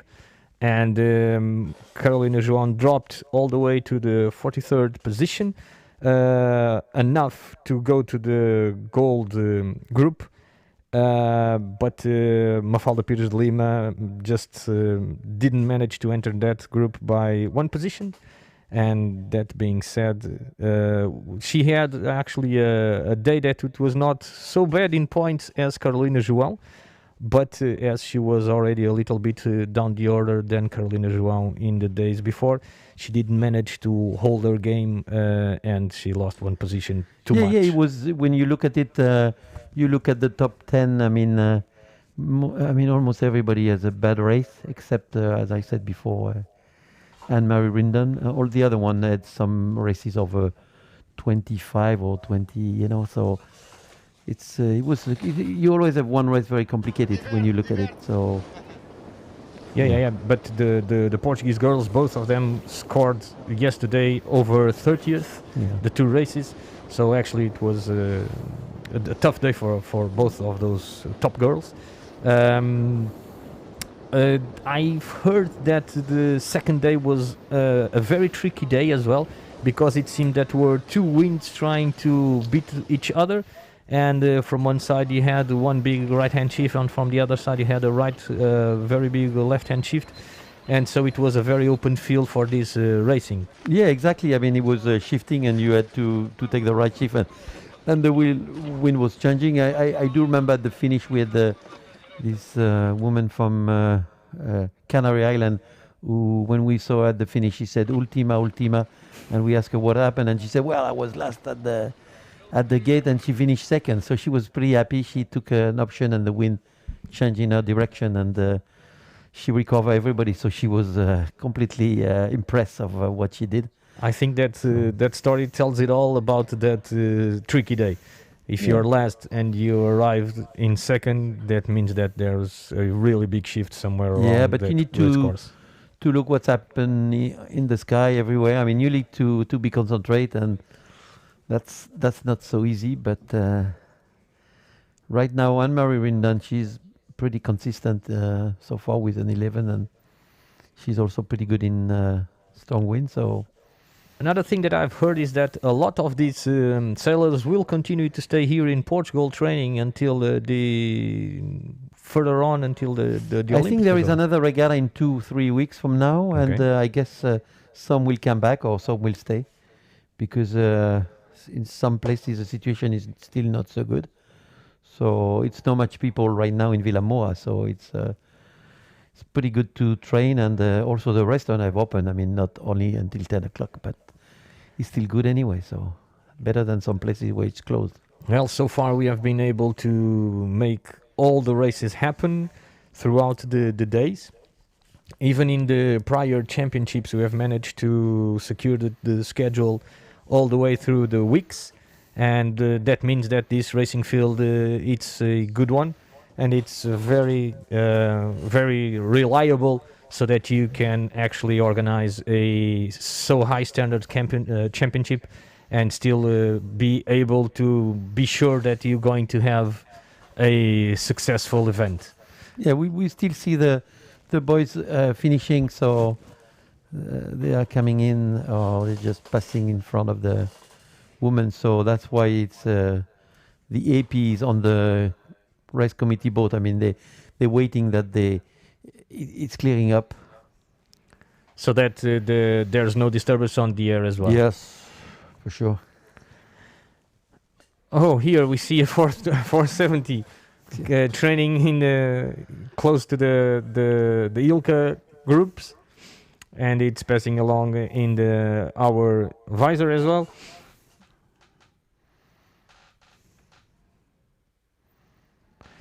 And at the moment, we are still waiting for the conditions to be optimum so that we can say.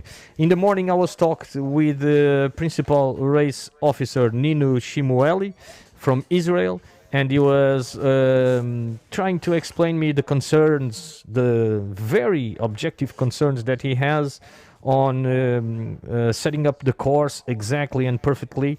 And he says that mostly what he needs and what he searches for is to provide a racing course that is fair, so that nobody wins because the wind changed here or changed there. So that in his view, he wants to set up a course that will allow each sailor to show what his skills are and to win because of his skills.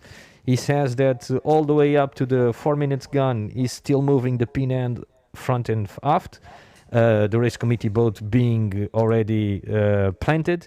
And what he's trying to do with moving up and down the pin is trying to make sure that as close to the racing start as possible, he has a perfect 90 degrees squared racing start line to the wind, and with the mark number 1 already into place.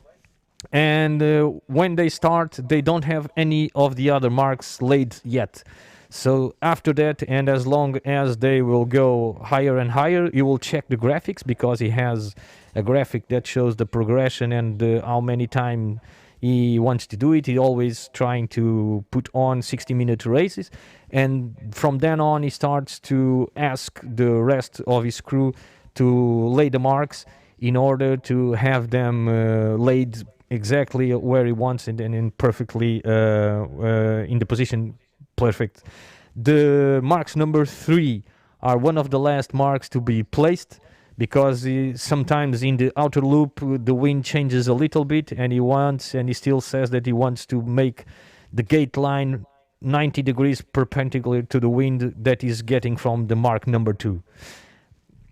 This is the job of the principal race officer and his crew, assisted here by local race officer Luis Raposo. And as I am talking about the race course, we have a diagram here that will help you. As I was telling you, the starting line needs to be perpendicular to the wind that it's coming from buoy number 1.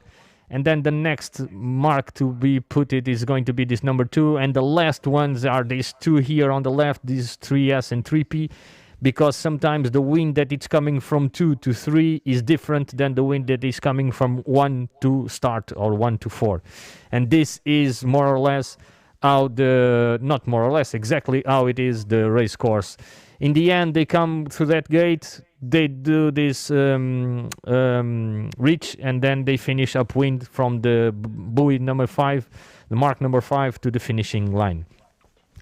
So, from your experience, Jean-Luc, what would you say that we can expect from this race field from today? It's going to be lighter and lighter and lighter, or you think that the wind going a little bit more to the left will get a little bit more breezy? Honestly, I don't know. I mean, it was supposed to be a light wind day, so it is a light wind day. And that we're expecting now the wind decrease. Yes, decrease a bit, and there is a lot of sea. So, I mean, you will need a lot of power to pass the waves. Thank you. Now at the moment we can see one of the things that we were talking about. You can see here in the middle the 2 green marks are still one of the gates that is obviously not yet planted, because they are still waiting to see what the wind is doing. And sometimes in sailing racing, it's a little bit more or less like this. Everybody that is a sailor, it's used to it, because we are oftenly staying 2 and 3 hours inside our boat to the sun or to the rain, waiting for the wind to establish itself in order for the race committee to have impartial conditions to set up a good race course. For the non-sailors, this is a little bit dull, but please bear with us a little bit more, as we will be here trying to help you figure it out a little bit, what is happening here. Now in the image we just saw the pin end of the starting line.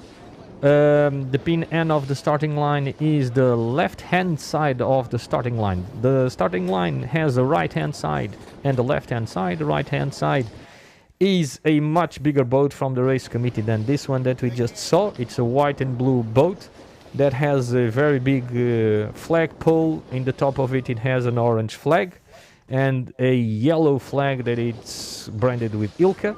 And here on our screen now we have the left hand side of that starting line with that orange rib with the flagpole and the orange flag. So these are the extremities of the limits of the starting line, and between these 2 points is where the boats need to start. The starting procedures will be an orange flag going up around 10 minutes before the starting. Then at 5 minutes we will have the class flag going up. At 4 minutes we will have the P flag, the preparatory signal, the P flag going up, which is a blue square with a bright square inside of it.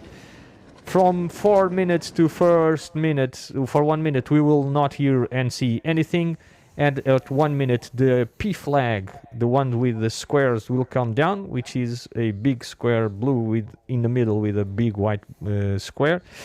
And when it's 0 seconds to go, we will have the class flag coming down and everybody will be able to start. I think they're using the U flag here. The U flag? Yeah. If we are using always the U flag, basically what we have is that in the last minute, nobody can be normally between a triangle made by the first mark and the 2 starting points of the race starting line.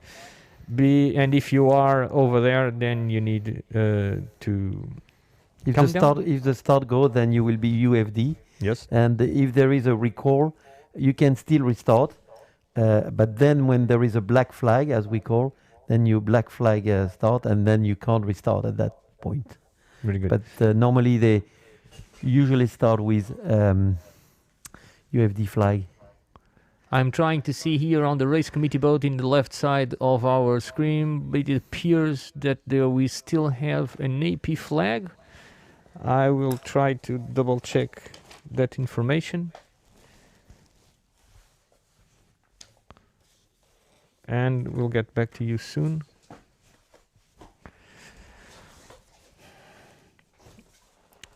From here we can have a drone view of what is happening at the moment.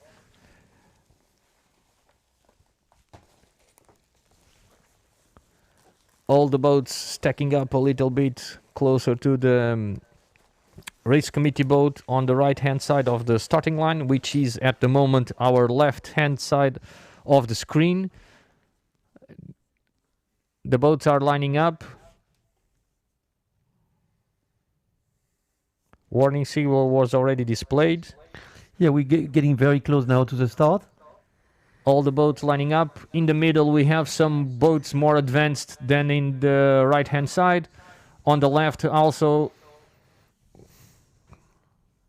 one of the boats going backwards. So some boat will take the option of the pin boat and going on the left, which has pay for some races. And some people want to stay at the starting vessel to go directly on the right. Under 1 minute to go.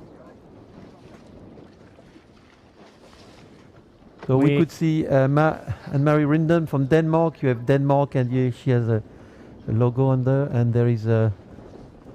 And she's close here to the left-hand side, Yes, right? there is Netherlands, there is France, Marie Baru, who is coming to the. So she couldn't find the gap. So the first and the second overall are here at the Pinan side. Yes. So both girls on the front are trying to go for the left-hand side. Yeah, this is a start now. Very close in the pin. Let's see. One of the boats will not be able to go, Nope. and We can't see it. she needed to tack behind. So can't one see of it the so far. boats that was very close to the pin end couldn't just make didn't it as manage. to bear away, but Yeah. just passing behind the others. Okay, so we have much more boats here on the left-hand side than what we have on the right-hand side. On the right-hand side, we already have 3 boats going all the way to the right. Now 4, 5 boats going to the right. But a lot of boats here close to the pin end. And we have indeed from Denmark Anne-Marie that Rindam, managed. Yes, we do have a page relay from USA, and from Belgium we have Emma Plechard from Belgium, who had also a good start. Little over with from Finland. From Finland is Monica Mikola, which is a little bit upper. We now received information that it was a clear start, so nobody had a jump start. So this group has definitely chosen to go on the left side, and it's led by Anne-Marie Rindam, who is really going fast. You know, she has already a lead, and she will keep going until the time that she can tack and pass in from the fleet. I lost track of Marie Baru. I don't know if you saw her. I think she couldn't make the pin, and okay, she's probably now in the middle. Okay, going to the right-hand side, we have some boats. But so not you a lot. see now Anne-Marie Rindon has tack, but she's not. I'm not sure she's gonna make through Belgium in front of Belgium. So she's probably either tack she's or going to away. tack back. She's tacking now. Okay, so she couldn't cross. So this is his group. Okay, so she decided to do a tack behind the Belgian. Just to climb a little bit. We have I think. Some people tacking on the back from Spain. Trying to hike as hard as she can to try to to small the gap to gain between. speed, but Emma Plechard, who has been also world champ, is also a really good sailor. So when you're on that side, where you can, if the sailor upper you, I mean, windward of you doesn't want to tack, you can overstock because you have to keep going. Yeah, but she's going fast, and I think she's gaining a little bit. Yeah, but she still not can cross. She cannot and cross. This is the main problem. But you're right, she's going fast, and if she can squeeze the Belgium into attack, then she will have an opportunity to go back. Tack, and okay, now Emma is tacking, so we should probably see Anne-Marie tacking. now has the clear way. Now she has and that's clear her wind, decision to keep on going out to tack. She's looking back to see if she can pass and cross the Spain and the Russian.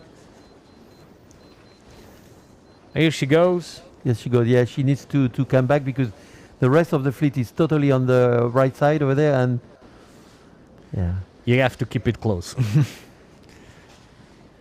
Basically here, as further you go to either side or either limits of the race course, the more you can gain and the more you can lose. So in the first upwind, that's something you don't want to do. Normally in the first upwind, you want to keep the game close so that you can attack in the first downwind as well and in the second upwind. Yeah, so just in front of us, just tacking now, from Italy is Chiara Benini. Floriani, she's just tack. And at the moment, she's the only one coming to the left. Yes. And everybody else is going to the right.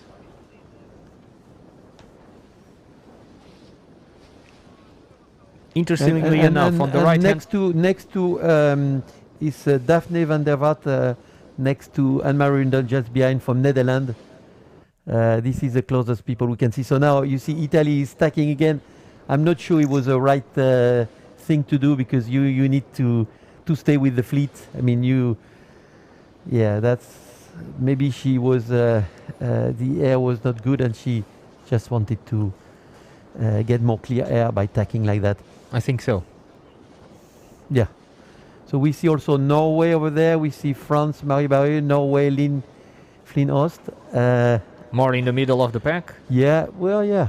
We have to see. We have Emma still there, and Marindam. She's going really fast now. I mean, now they are hiking, so the wind has picked up a little bit. And we do see in front from Finland, Monika Mikola. I don't know if this is an error of perspective or not, but the boats closer to the right-hand side of the screen seem to be a little bit more down.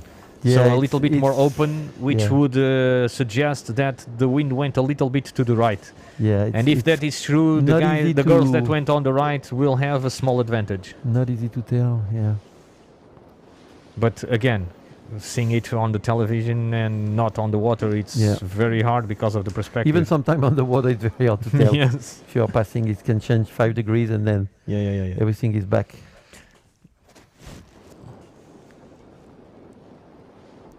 Now, the boats are starting to stay a little bit too far from us to keep on seeing exactly what is happening. Yeah, there are some people tacking, going back on the... In the middle, right? Yeah. Curiously enough. Yeah, I can rise. We can still see on port and Marie Rindam. I would say that Marie Barou has tacked, right? We have Marie Boulou, the one who is going to the Olympics from France. And then we have one crossing, and we still have Daphne from Netherlands. You know, we see. And okay, so from the right-hand side, some of the girls are tacking. Yeah, some went really on the right side, so difficult to say right now. It's going to be close anyway at the top mark, because at the end they get really close to each other.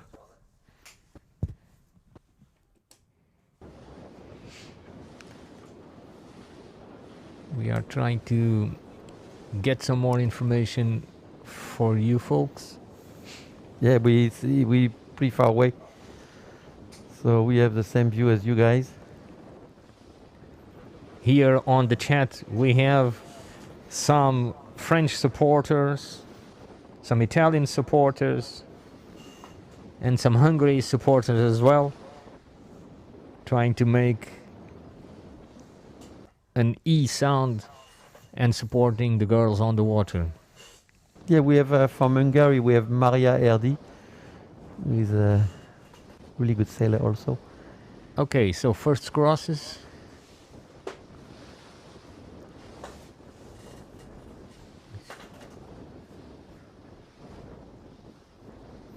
Daphne seems to be crossing in front of a lot of sailors, so she seems to be in a strong position.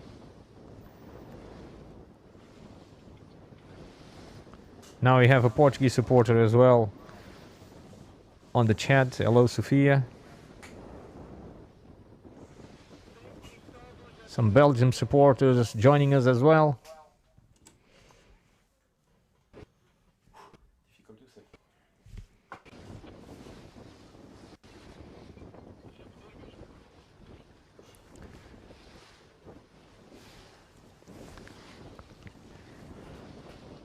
As you can see, the waves, they seem to get a little bit bigger than what we have seen with the men's, at least a little bit more spaced. So it's going to be interesting to see the downwind legs. It will be very important for the ladies to be able to get some lift, so to speak, out of these waves. Close by we have... So this is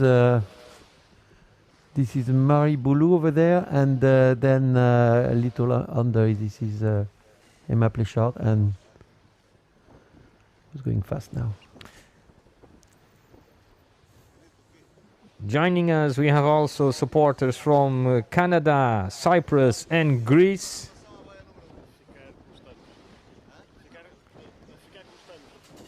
Some requests to have a drone view. We wish also, because we don't know where we are.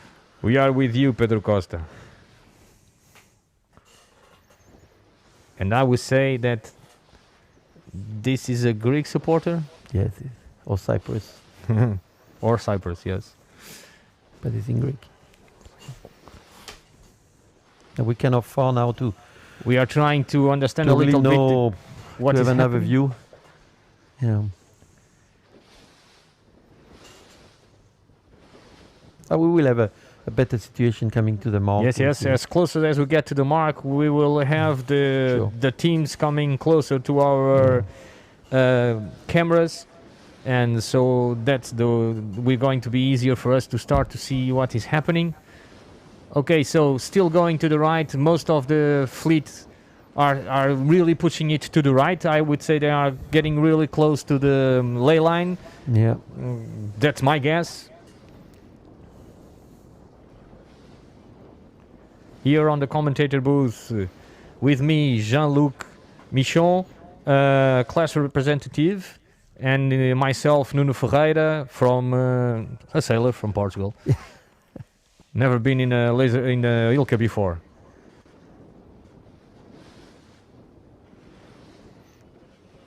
So yeah, we have one of the spectators that we have now coming directly in the chat room with us. It's Pedro Costa, one of the two brothers that managed to secure the position of the Olympics for the 470. Hello, Pedro. And also from Italy, some supporters as well.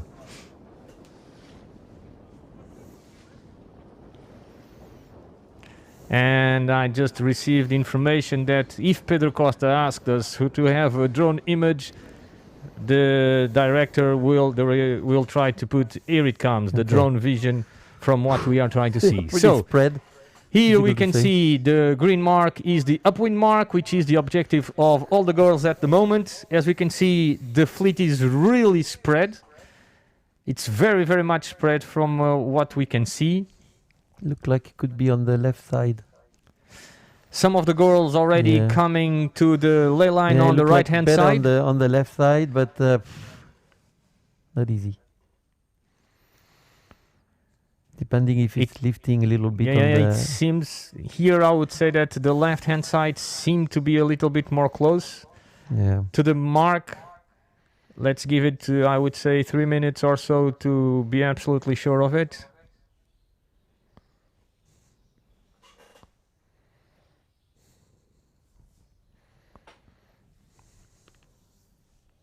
It's quite interesting to see. As you can see, the man should be all those little dots on the right-hand side, further away from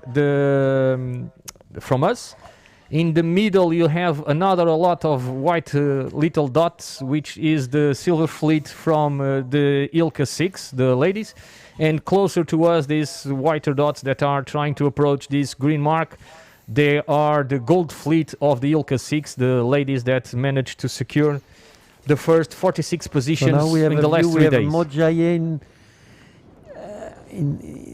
looking like she's leading this group. And she's just passing in front of GBR sailor. Yeah. And then from Lithuania we have it's only one Lithuanian sailor anyway.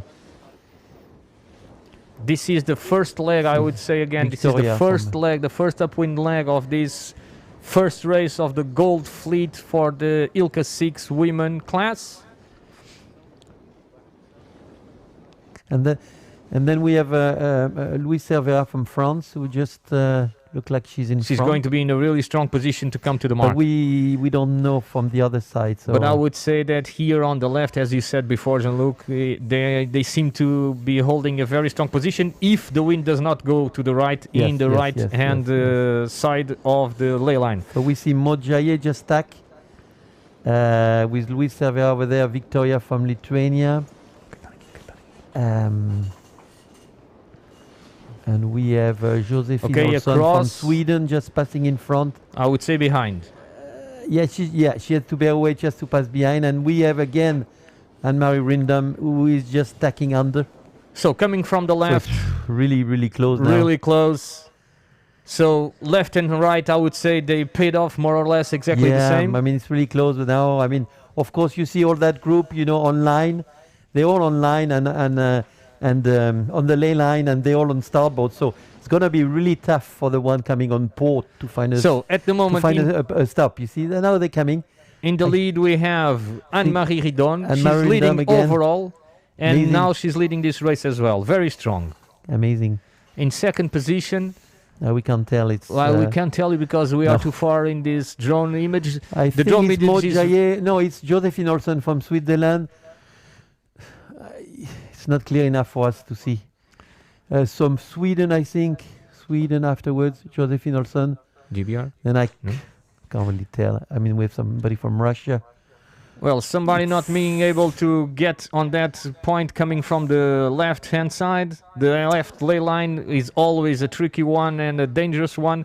So we have more than one or two boats that doesn't manage to do this ley line. Some problems on the mark. Now we have better Here we're vision coming. with Anne-Marie Rindon leading again this race. Very I good. mean, she has been really impressive already this week, and she's very, very, very And she impressive seemed and very very relaxed ready doing it. for the Olympics. She was last year, but she looks even more this year. And if she goes on the first reach of this first race of the Gold Fleet, she will be shortly followed by, you would say that it's coming No, I don't know on, yet. wait for it. Okay, from Maud Jaye from Switzerland, and Josephine Olsen from Sweden. Thank you very much. So this is the top three now. Here they are, as you can see, more or less exactly the same distance between first and second, then second and third. So I have to say that Anne-Marie Rindon were really, really smart in this first leg, because she started on the left and then she just slowly took the lead. But she's really, really fast, so that's helpful also.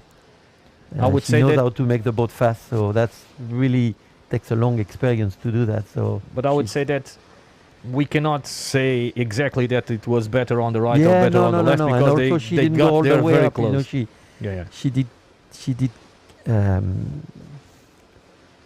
did tack and come back a little bit on the right. So I mean, she probably took the shift when it was needed to be taken. That's why she's first. Yeah. She was smarter than the others. She also has been taken on Cell GP. She's one of the women of the Danish team on Cell GP. Yes.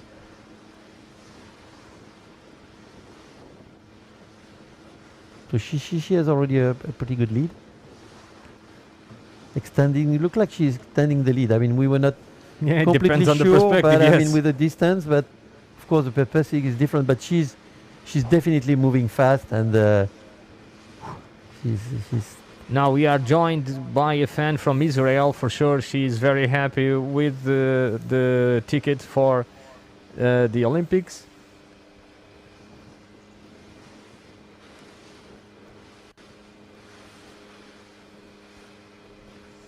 And they should be getting to the first downwind mark. yeah, they should be very close now. Should be coming. In the back, we can see the Silver Fleet. The Silver Fleet has already started. We have 7 knots of wind throughout the range of the field. Yeah, much like Much lighter again than the what we boys. I had. mean, it's always getting lighter when they go out. So hopefully tomorrow, when they will be with the boy, they will have the same wind. You can now see. I mean, the gap already put by Anne-Marie Rindon, already with Maud Jaye, who already put a gap with the Swedish Josephine Olsen, but a gap with the fleet already. I mean, it's amazing. They were really, really close. Remember at the top mark.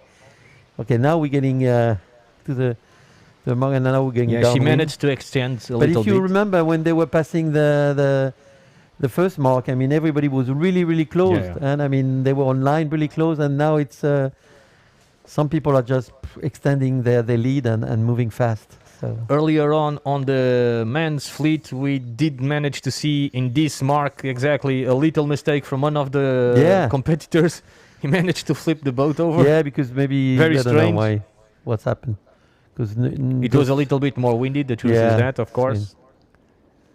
Now the wind is just went down all the way to 7 knots. As you can see, a little bit backwards, it's much more close together. So Anne-Marie managed to extend a little bit, and she has been showing throughout this week a really superiority in terms of speed.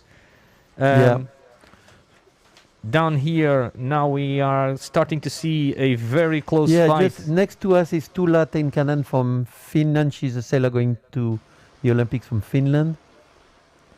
Those three boats over there. And the one just in front is Monika Mikola, and who is the other sailor from Finland in the Gold Fleet today. And she's being attacked by leeward by two other boats, one of which that has managed to place herself, and it's passing her. Very interesting. Yeah, on the group, I don't know who's on the group.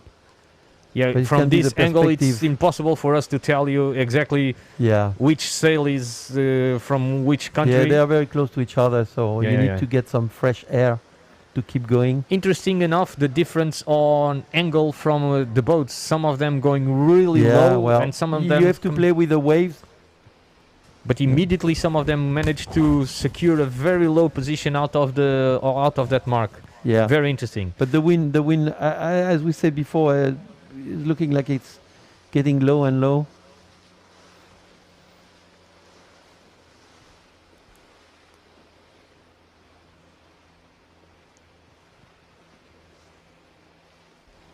And there is still quite a sea also. So yeah, they need to play this way. Yeah, it's not easy for their lives. It's not easy, and of course because of such a big sea, I mean, the boat is moving quite a lot without doing anything with the body.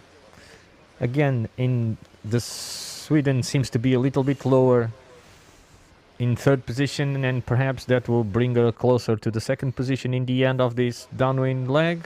We will see if that pays off or not. Yeah. Got the jury boat just behind following.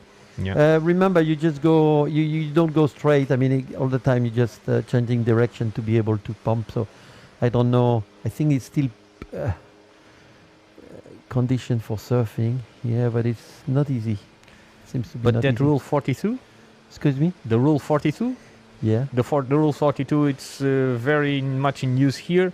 So as Jean-Luc was telling us here, you can see sometimes an orange rib boat that it's following the participants, because it's the juries that are on the water trying to see if there's any breach on the pumping, on the sculling of these boats. Yeah, they have been very, very attentive to it, so that it is fair and impartial to everybody. Exactly.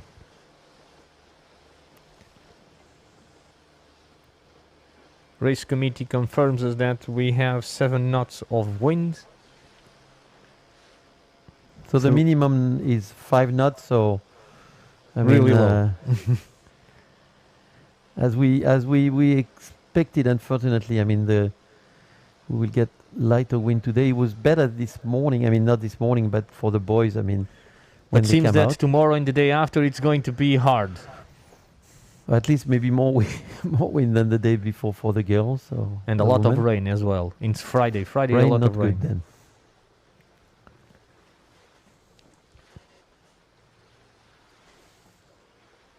So she has a really good technique. I mean, she's really taking all the waves. Now we have Sweden have changed side.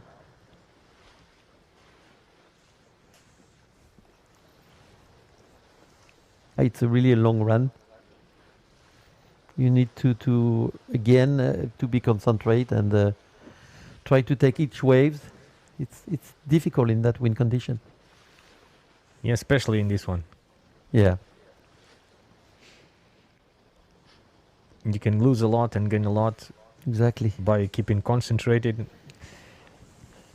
I have a theory that the lower the wind gets, the bigger the concentration needs to be. Yeah. Because you need to take opportunity of every inch that you can get. But in a strong wind, you have to fight to stay on board and not capsize. So it's more a survival mode also and go fast. So, but you're right. Yeah, definitely. As you can see, the boat speeds up every time that Anne-Marie gets a small wave.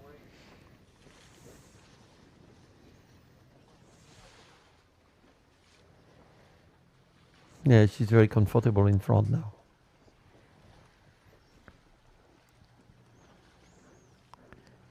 She managed to keep the boat much lower than the Swiss. I would love to see the Sweden boat, because I would say that she's perhaps even lower than Anne-Marie.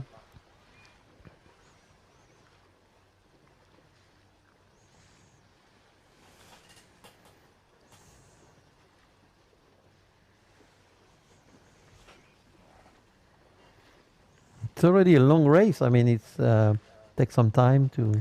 Yeah, and the wind is dying. if the wind is dying, then we will see Nino Shimweli calling up to their guys to bring the course to be shorter, because it's going to take longer for them to go up and down, up and down, and up and down. And then they have to redimension it all the way through so that they can still keep the 60-minute barrier to have one race. And you can see look at the Finnish boat. He was just surfing, so there is still surfing condition due to the waves. So you really need to take that surfing thing, just putting your boat exactly in the right position that the wave can bring you forward. It's quite interesting, the difference of angle from the Swiss and the Denmark boat. Anne-Marie has been able to come down, down, down, much lower than the Swiss boat, all the way through this downwind leg.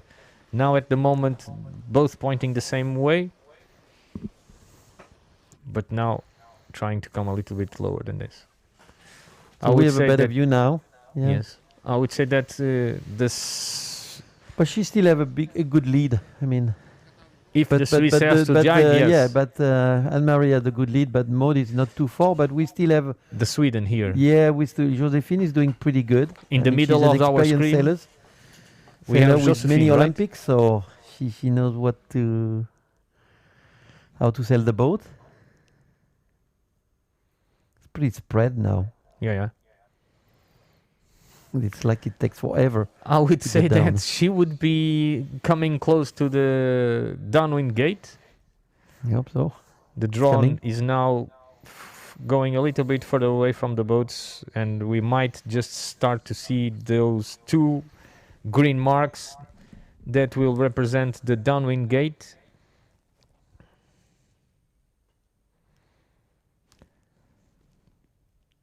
Here they are. So Anne-Marie, it's already coming close together to that mark. She's picking up and she's going to the right-hand side. Almost immediately on the left-hand side of our screen, going to the left-hand side, is going to the Swiss boat, and then the Sweden representative comes to the right-hand side, just behind Anne-Marie from Denmark. Yeah, so Josephine, is also. They are pretty close now. Now the boats will start to converge. Yeah. We had a very spread fleet, like Jean-Luc was saying, but now they will need to converge on the marks. Yeah. We can't really see the boat ourselves, so... We are trying, my friends, to see as much as we can, but with the sun in that direction, to see the names and the numbers on the sails, it's quite difficult.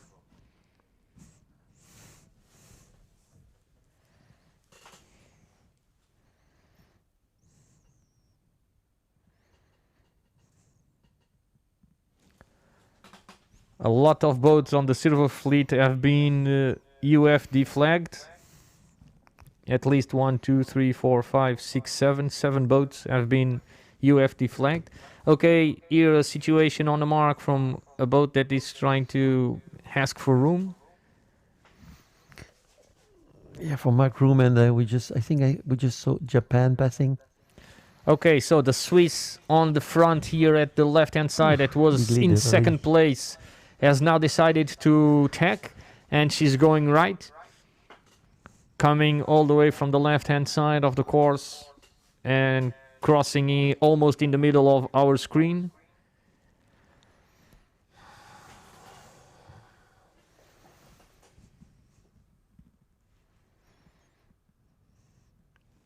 And almost finished rounding this Gold Fleet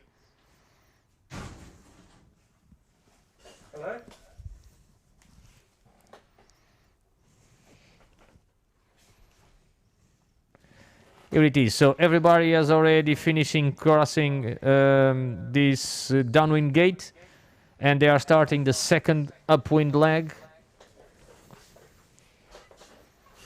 Yeah, so you could see the first of the fleet. They are pretty far away now. In the middle of our screen already going. Oh, here we go. So, okay, now we have a better view of the situation. So still in the lead, Anne-Marie Rindem. We can see on the other side Maud Jaillet going on the left, and then we still have third position. We have from Sweden Josephine Olsson.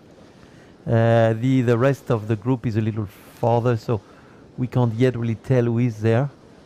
So basically, the Swiss representative decided that she would try to go a little bit to the left-hand side. Yes, and to try to find a different be a bad wind. option. Oh, Right now, it seems to be a good option what she did, because she has now taken the lead. So she probably got a nice shift. I think she's leading now. I mean, look like until they cross. But I think she's closer. she's closer. But We are accepting bets in our chat. Who is leading, Denmark or Switzerland?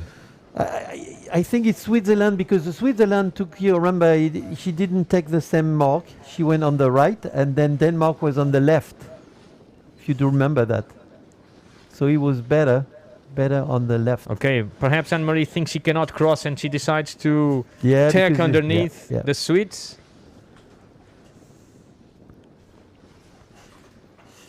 It would be So- perfect if you could just see the Swiss boat. We can't right now. I mean, Good. we see.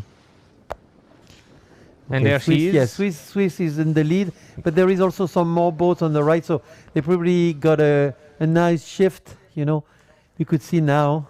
Okay, so we are receiving some bets. Everybody is betting on the Switzerland to be in front. Yeah, so Switzerland is now in front for sure, but there is a closer, some boat very close also on the other side.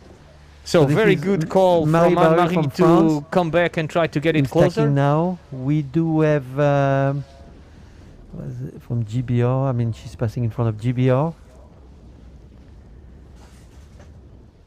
She cannot cross, No, so she needs cannot to cross, so tap she has to back. tack. I don't know where. Okay, And now it's going to GBR be is the same tacking. here.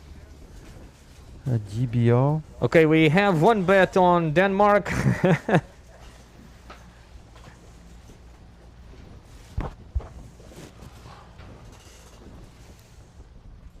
And we are up 4 bets on Swiss and 1 on Denmark. At the moment, we cannot follow those two Yeah, that was boats. Alison Young from GBR. You know, I couldn't before, so we still have Marie Barry in front. We have from Belarus a little bit under Tatiana. Just under, I think we have another French boat. Yeah, I think it's Marie Boulou. And just in front of them from Italy, just trying to find the person, is it?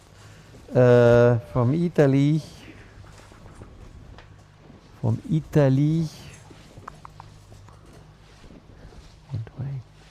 It's Chiara Benini from Trentino, from Fraia del Riva.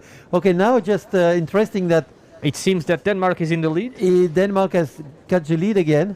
It's So really close, huh? Really it close. was a really good idea from and Anne-Marie to Sweden, do yeah. that little tack to come back to Swiss. Yeah.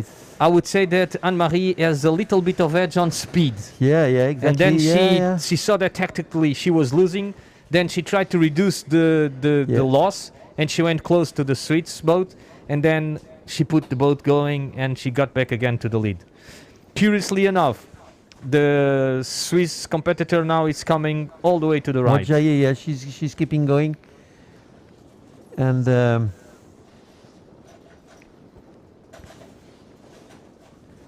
Anne-Marie should be tacking any moment now, I yeah, would say. she has pretty good lead to the others over there, who are below. So she should be defending here on this side. Yeah, now, she's She's But looking back. She's trying to see exactly where the She's competitors going are, fast and there now, she yeah, comes. she's tacking. So probably she has a good vision of now So on the mark. basic now, what we are going to see is that we're going to see the Swiss team, the Swiss competitor and the Danish coming together, and what it's going to happen is that coming from the right hand side, from Swiss, she will have the right hand advantage, and the Anne-Marie from Denmark will have to avoid her if they are on a collision course. Of course. Exactly. But she's going fast right now, so Yeah. So now you bet that Denmark is in front. I don't know why the mark. We Oh, still, we have a better vision now. Okay, so but not from the boats that No, we we were have- seeing. so we have Maria Erdi from Hungary. We have Pernel Michon from France. We have from Turkey Enze Guzul, and the one coming, can't see really the number. They seem to have a little more wind now. I mean, they're sitting on the deck, so it looks like they increase a little bit. So we are following this group. Sorry, we have no confirmation of that from the race committee. I just asked them. So Maria from Hungary is going to the Olympics, and also Turkish sailor Emze Gunzul. Hope I said it right. Yeah, Guzul is SM. I hope I didn't destroy too much her name. Sorry. Trying to say all the So names she's going right. to the Olympics. Who's crossing now is from the USA. Is Paige Riley. Yes, Paige Riley has a big experience. Has been to but she's going many to cross Olympics. behind. No, she's forced into attack the Hungary, Yeah, the Hungarian. no idea where they are from the mark. We still have the two boats, Pernel Michaud and the Turkish. They will keep going. We have now, we see a Russian boat. I'm not sure it's the top leaders here. But that's to give a vision. We are trying to see the leaders.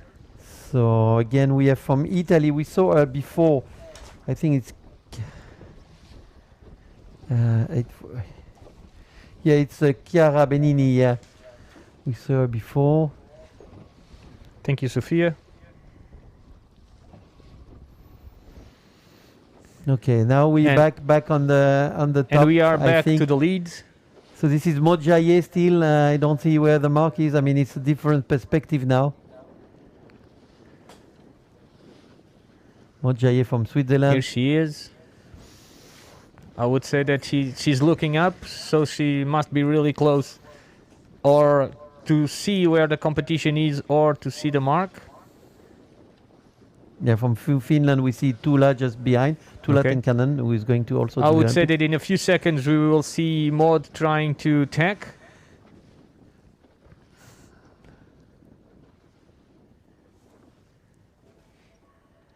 Still keep going. Okay, now we And have the here we attack go. of Anne-Marie Rundam. Now the next cross will be a very interesting one to see. So Both she's- of them, they are on port tack. Yeah, they are probably on the. On yeah, there different is play another lines. Danish woman down. It's Anna Munch. First time we see Canada and Canada. Which one it is? From Canada, there is two sailors in the Gulf Fleet from Canada, and this one is Morad. Okay, GBR is coming a little bit close. Okay. This is Finland as well? This is Finland. This is Tula from Finland. She's behind. She's close, yes. She's behind, but she's close. And then over there, we do have Pernel Michon over there. We're from Netherlands. We do have. Trying to find. Is Daphne from Netherlands. From Finland now we have Monica Mikola. So that's getting close. And from Spain we have a Spanish sailor we have not seen before. 722. Yeah, 70. I can't see. 72 at the end. 72. No, 722. 722. So it's Martina Reino from Gran Canaria. It's a little bit more breeze now than just before. Okay, she's taking. She's probably still in the lead. But yeah, where is the Swiss I team? think the wind is Not that easy today. Again. You see, she put a lot of power in her sail. I mean, you need to pass all the waves, so you need a lot of power. You need big power to pass this. It's quite a long race, eh? For a little while, she seemed to be a little bit pointing a little bit lower than the Spanish. It will look like the other recover on this beat. I mean, there's been some. Well, it depends on the depth. On the angle. Here in television, it's a little bit difficult to see. Yeah, but they're not too far. The other ones, eh? They are really. They seem to be closer. So we have Monica Mikola just next to Anne-Marie Dun, and it's quite a big battle. Just tacking now. All the way on the other side, we still have the Swiss representative. We don't know what she is. And we have Daphne just tack from Netherlands. And she has, I mean, she can do what she wants. And Marie, she can tack now. She's going to probably tack because Monica just tack and it's going to cover. We have Tula just passed behind. So it's getting close to the mark now. So she's taking the options. So basically what we have is that the two first boats, they took completely different approaches to the top wind mark. And you can see how much it seems lighter here at the moment. Here she comes. It seemed a little bit lighter as she was preparing to enter that tack. Yeah, she seems to have good speed, so that's probably the impression we got that the other recover, but that was the perspective also. So she still seems to be in the lead. Let's see what Josephine from Sweden and Maud Jaillet did on the other side, if they have where they are, because we don't know yet.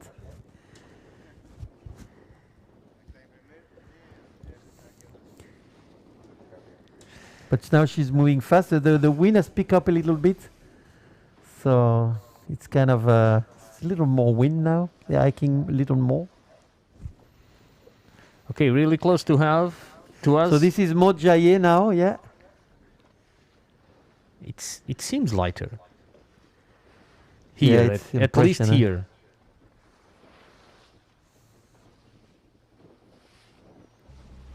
Very difficult to say.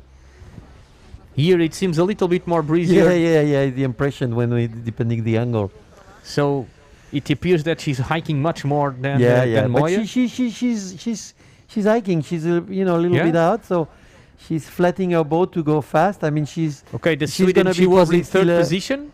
Still ahead of Sweden, but then we don't see now Switzerland. The Finland will be really close to it. I would say she will go behind.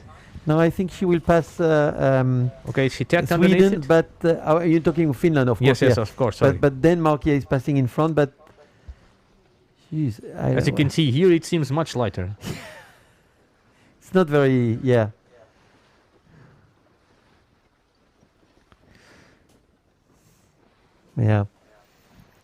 On that side, it's really light because they are inside and. But she's in the lead. So she's in the lead. Is now leading. Very good. I guess they're going to the mark now. That's explain why. Okay, now is the mark. I'm sure. Yes. And I'm sure. So it did seem lighter, but it seems that there would have. So that's a really nice beat from Maud, because she did recover Anne-Marie very well, and it was a tricky one. And she's a really good sailor also in this kind of wind. I mean. Remember, she's from Switzerland, and they used to have a light wind over there most of the time, so that's make really great sailor. Now it's going to be very interesting to see this last downwind leg. So we have the two finish just passed. Look at the different. Yes. We have the Tula just passed, and then it's followed by Monica. Two completely different approaches from Anne-Marie and from Maud. Yeah, I mean it's going to be a big fight. So from Spain again, we had Martina just passed, and we just have Paige passing the windward mark, and probably Daphne from Netherlands, I think. Yeah, it was her. Very close action here. So of the Emma top mark. from Belgium.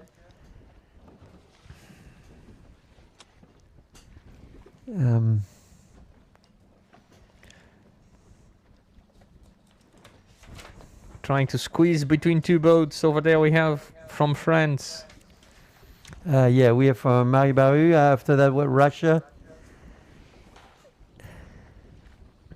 Marie Baru a little bit down the order. She's in second place overall. But I would say that Anne-Marie will extend a lot. Here we can see Carolina João from Portugal. Oh, they're coming to the mark now. No, if they're making the mark, I mean, it's... yeah, they're making the mark from that side. Japan. Yes. Was third overall right now. Squeezing in here between we have the mark Greek and the Greece, who have quite the GBR team. Places. Anna Munch now from Denmark. We have Marie Boulou from France.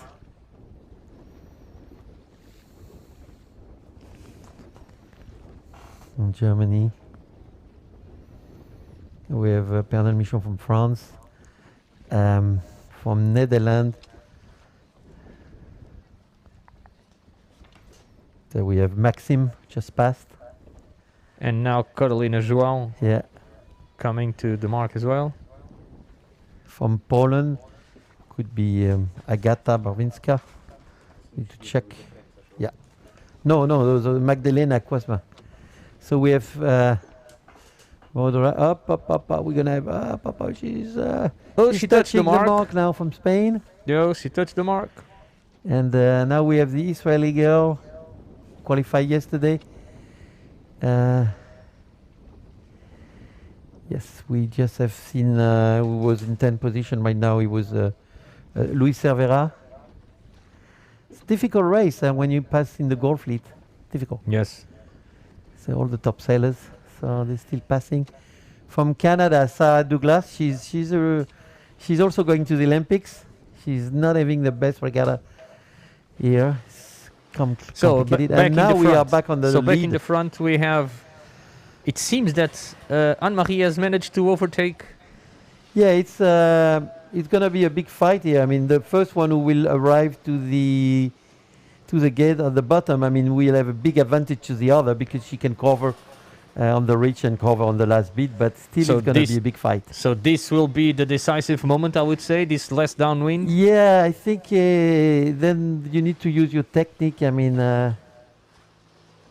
it's really impressive to see Anne-Marie still in the lead like that, and also Maud because she's fourth overall and the other one is first, and they are really good sailor. But from all the perspectives we've seen so far, it really seems that Anne-Marie managed to overtake her in this downwind. Yeah, but she must have a very good technique going downwind. Yeah, it's not over yet. I mean, it's quite a big fight in the beginning, you know. Yeah. It was a difficult beat and.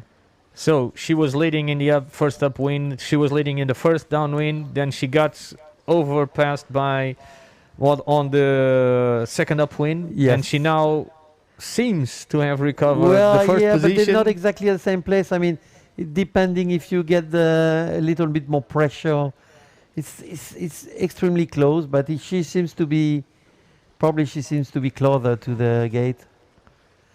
But if you have more pressure on the right, in the horse riding expression, they are neck to neck. Yeah, they are pretty close. So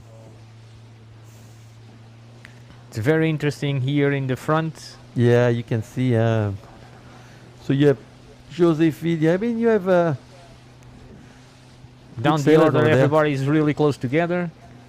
Emma is over there from Belgium. I mean, she didn't have a good start this week, but I mean, she seems to be back in the game. The interesting part is that Anne-Marie staying first or second has Marie Baru is so far behind on this race. Yeah, she will get a very big margin. We just saw something. But she does not want to lose. She wants to win it. Yeah, she's still going and she's still fighting for the one. 10 or 12. We just saw something. The image before was she was not that far, but for sure. I mean, Anne-Marie, she's getting a lot of points to everybody at that moment. I mean, with this race, and also remember there is no UFD or BFD. I mean, it was a clear start, so there is nothing to wait from that. And I mean, all the sailors in the Gold Fleet are really careful because there is only one discard, so they don't want to take the risk, of course, of losing one race, especially if they've already taken their discard with a bad race. which is for most of everybody, except a few exceptions like Anne-Marie Rindam. So it's... But the mindset, it's quite interesting.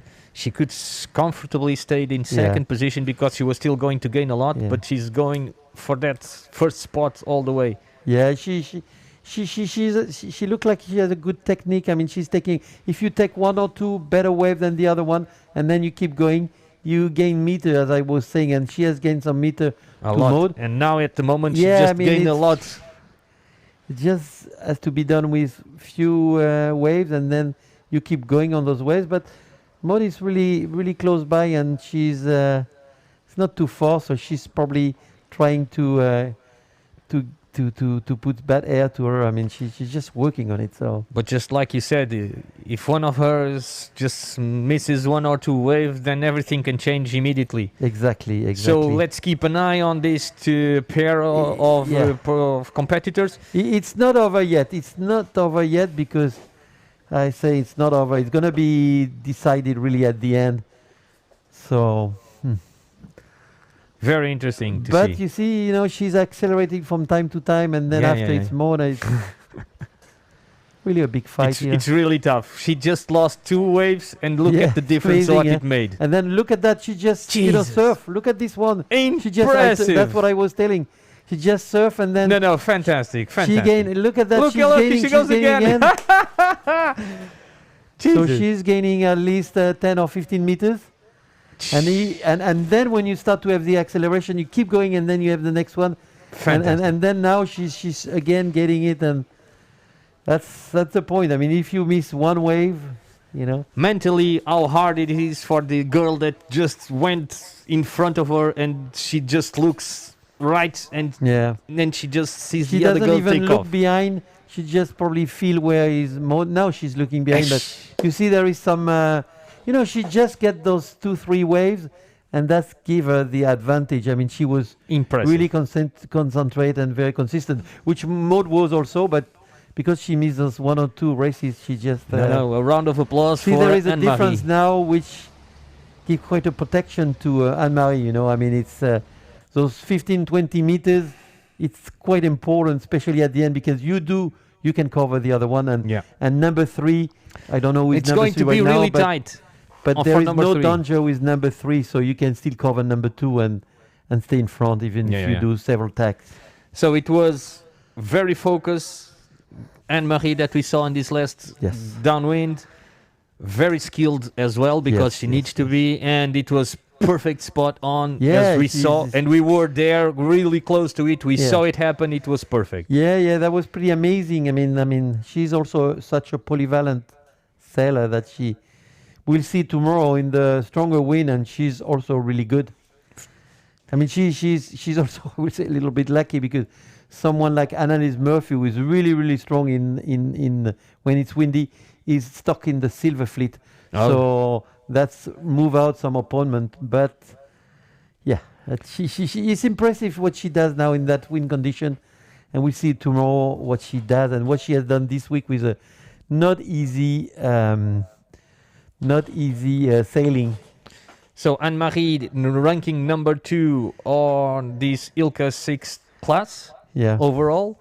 Here on Portugal, she's leading the overall at the moment, and she just took a rabbit out of her head. I would say 2 or 3 on those waves, and she passed again to the lead. She did not content herself for second position, and she fought all the way until the end. Now she's entering the last upwind small leg, so to speak, and I would say she will cover everything that the boat number 2 will do. Yeah, she's pretty good, and fantastic. Hats off. So we can see there is still quite a lot of waves, and you were mandatory to take those waves. I mean, with respecting Rule 42. I mean, with the pumping and also the rocking, but with the body pumping, and so.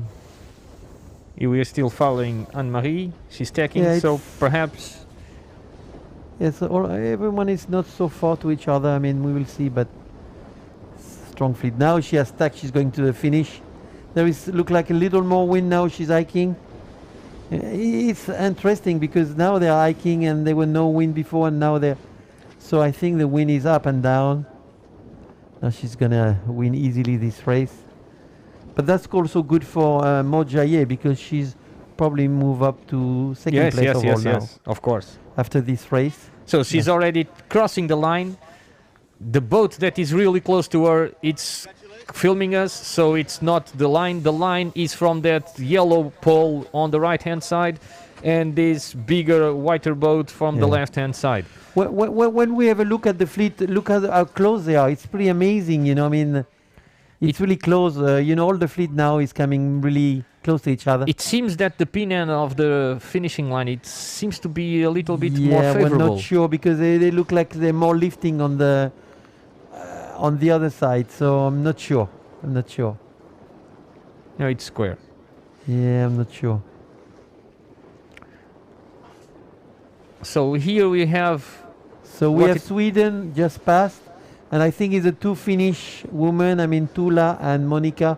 Very close. Well, I see one over there, and this is a two Finnish sailor, and there is another one coming now. I can't tell who it is. No. But as you can see, the boats now are coming really close together. Emma Plechard from Belgium. This is well. Here we have the coach talking with Anne-Marie. Yeah, Hats off. It was a fantastic race for her. Yeah. Coming back from. Okay, we back on the. We lose track. Emma. We GBR. have from GBR. It's been difficult to see.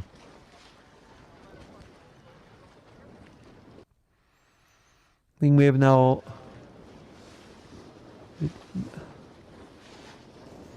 Marie Barru just finished. Jean-Luc, you have Alberto Sanchez thanking you for the comments.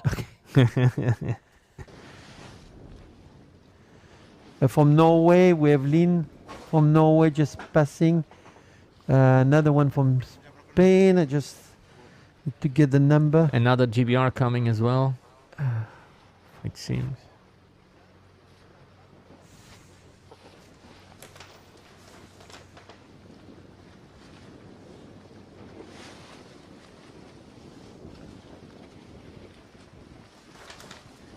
From Italy, crossing also. Russian. Yeah, can't see everything because. No, because the numbers are very hard to see. So now we have the okay, good. This coming. Is better. Zilea. Behind we have Pernel Michon from France. Then we have 217 from GBR. From Netherlands, we have Maxime Jonker, just arriving now. In front of us, we didn't saw who passed. Trying to. Carolina okay, Joao this is Marie Boulou from France. And Carolina Joao is now Karen crossing from the Portugal. line. We have coming now from Russia. I don't know. And this is Carolina Joao. And the fleet is finishing. Yeah. Well, not one of the best races of Carolina we can't really Joao. see. I mean, kind of far. The conditions were actually not easy on this not race. Easy at all.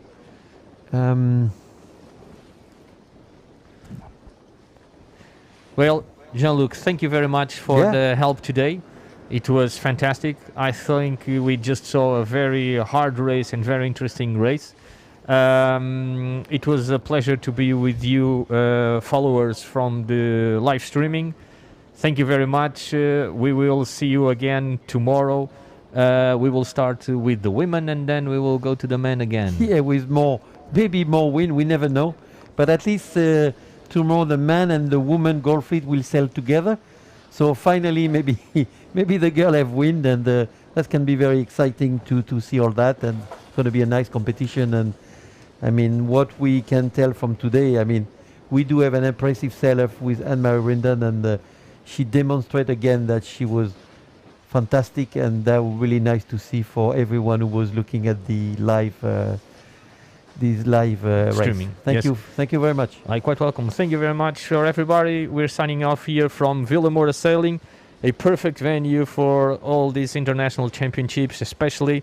Follow us tomorrow in this 2021 ILCA Vilamoura Continental Qualification. Thank you very much for watching. See you tomorrow.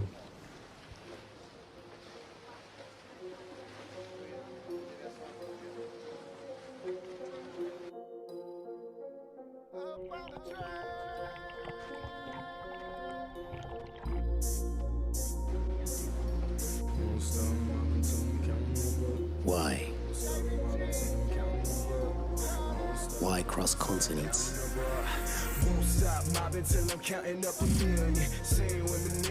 Why conquer the sea? Challenge the winds.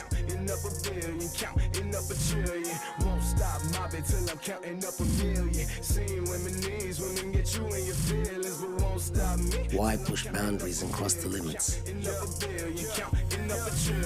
Won't stop mobbing till I count 100 stacks. Even with a GPS, you couldn't get to where I'm at. Up in each facing the cold and the rain. If you carried all these bags, you would have a bad bag. We do it for the moments. Down low, money out the bag, throwing round low. Left class and I let the ground float. Don't ask if you ain't about dope. Shorty pad told her drop it down low. Money out the bag, throwing round low. Up in first class, got the ground float. Don't ask if you ain't about dope. Won't stop mobbing till I'm counting up a million. Arrive at the sunset for the memories that are ours.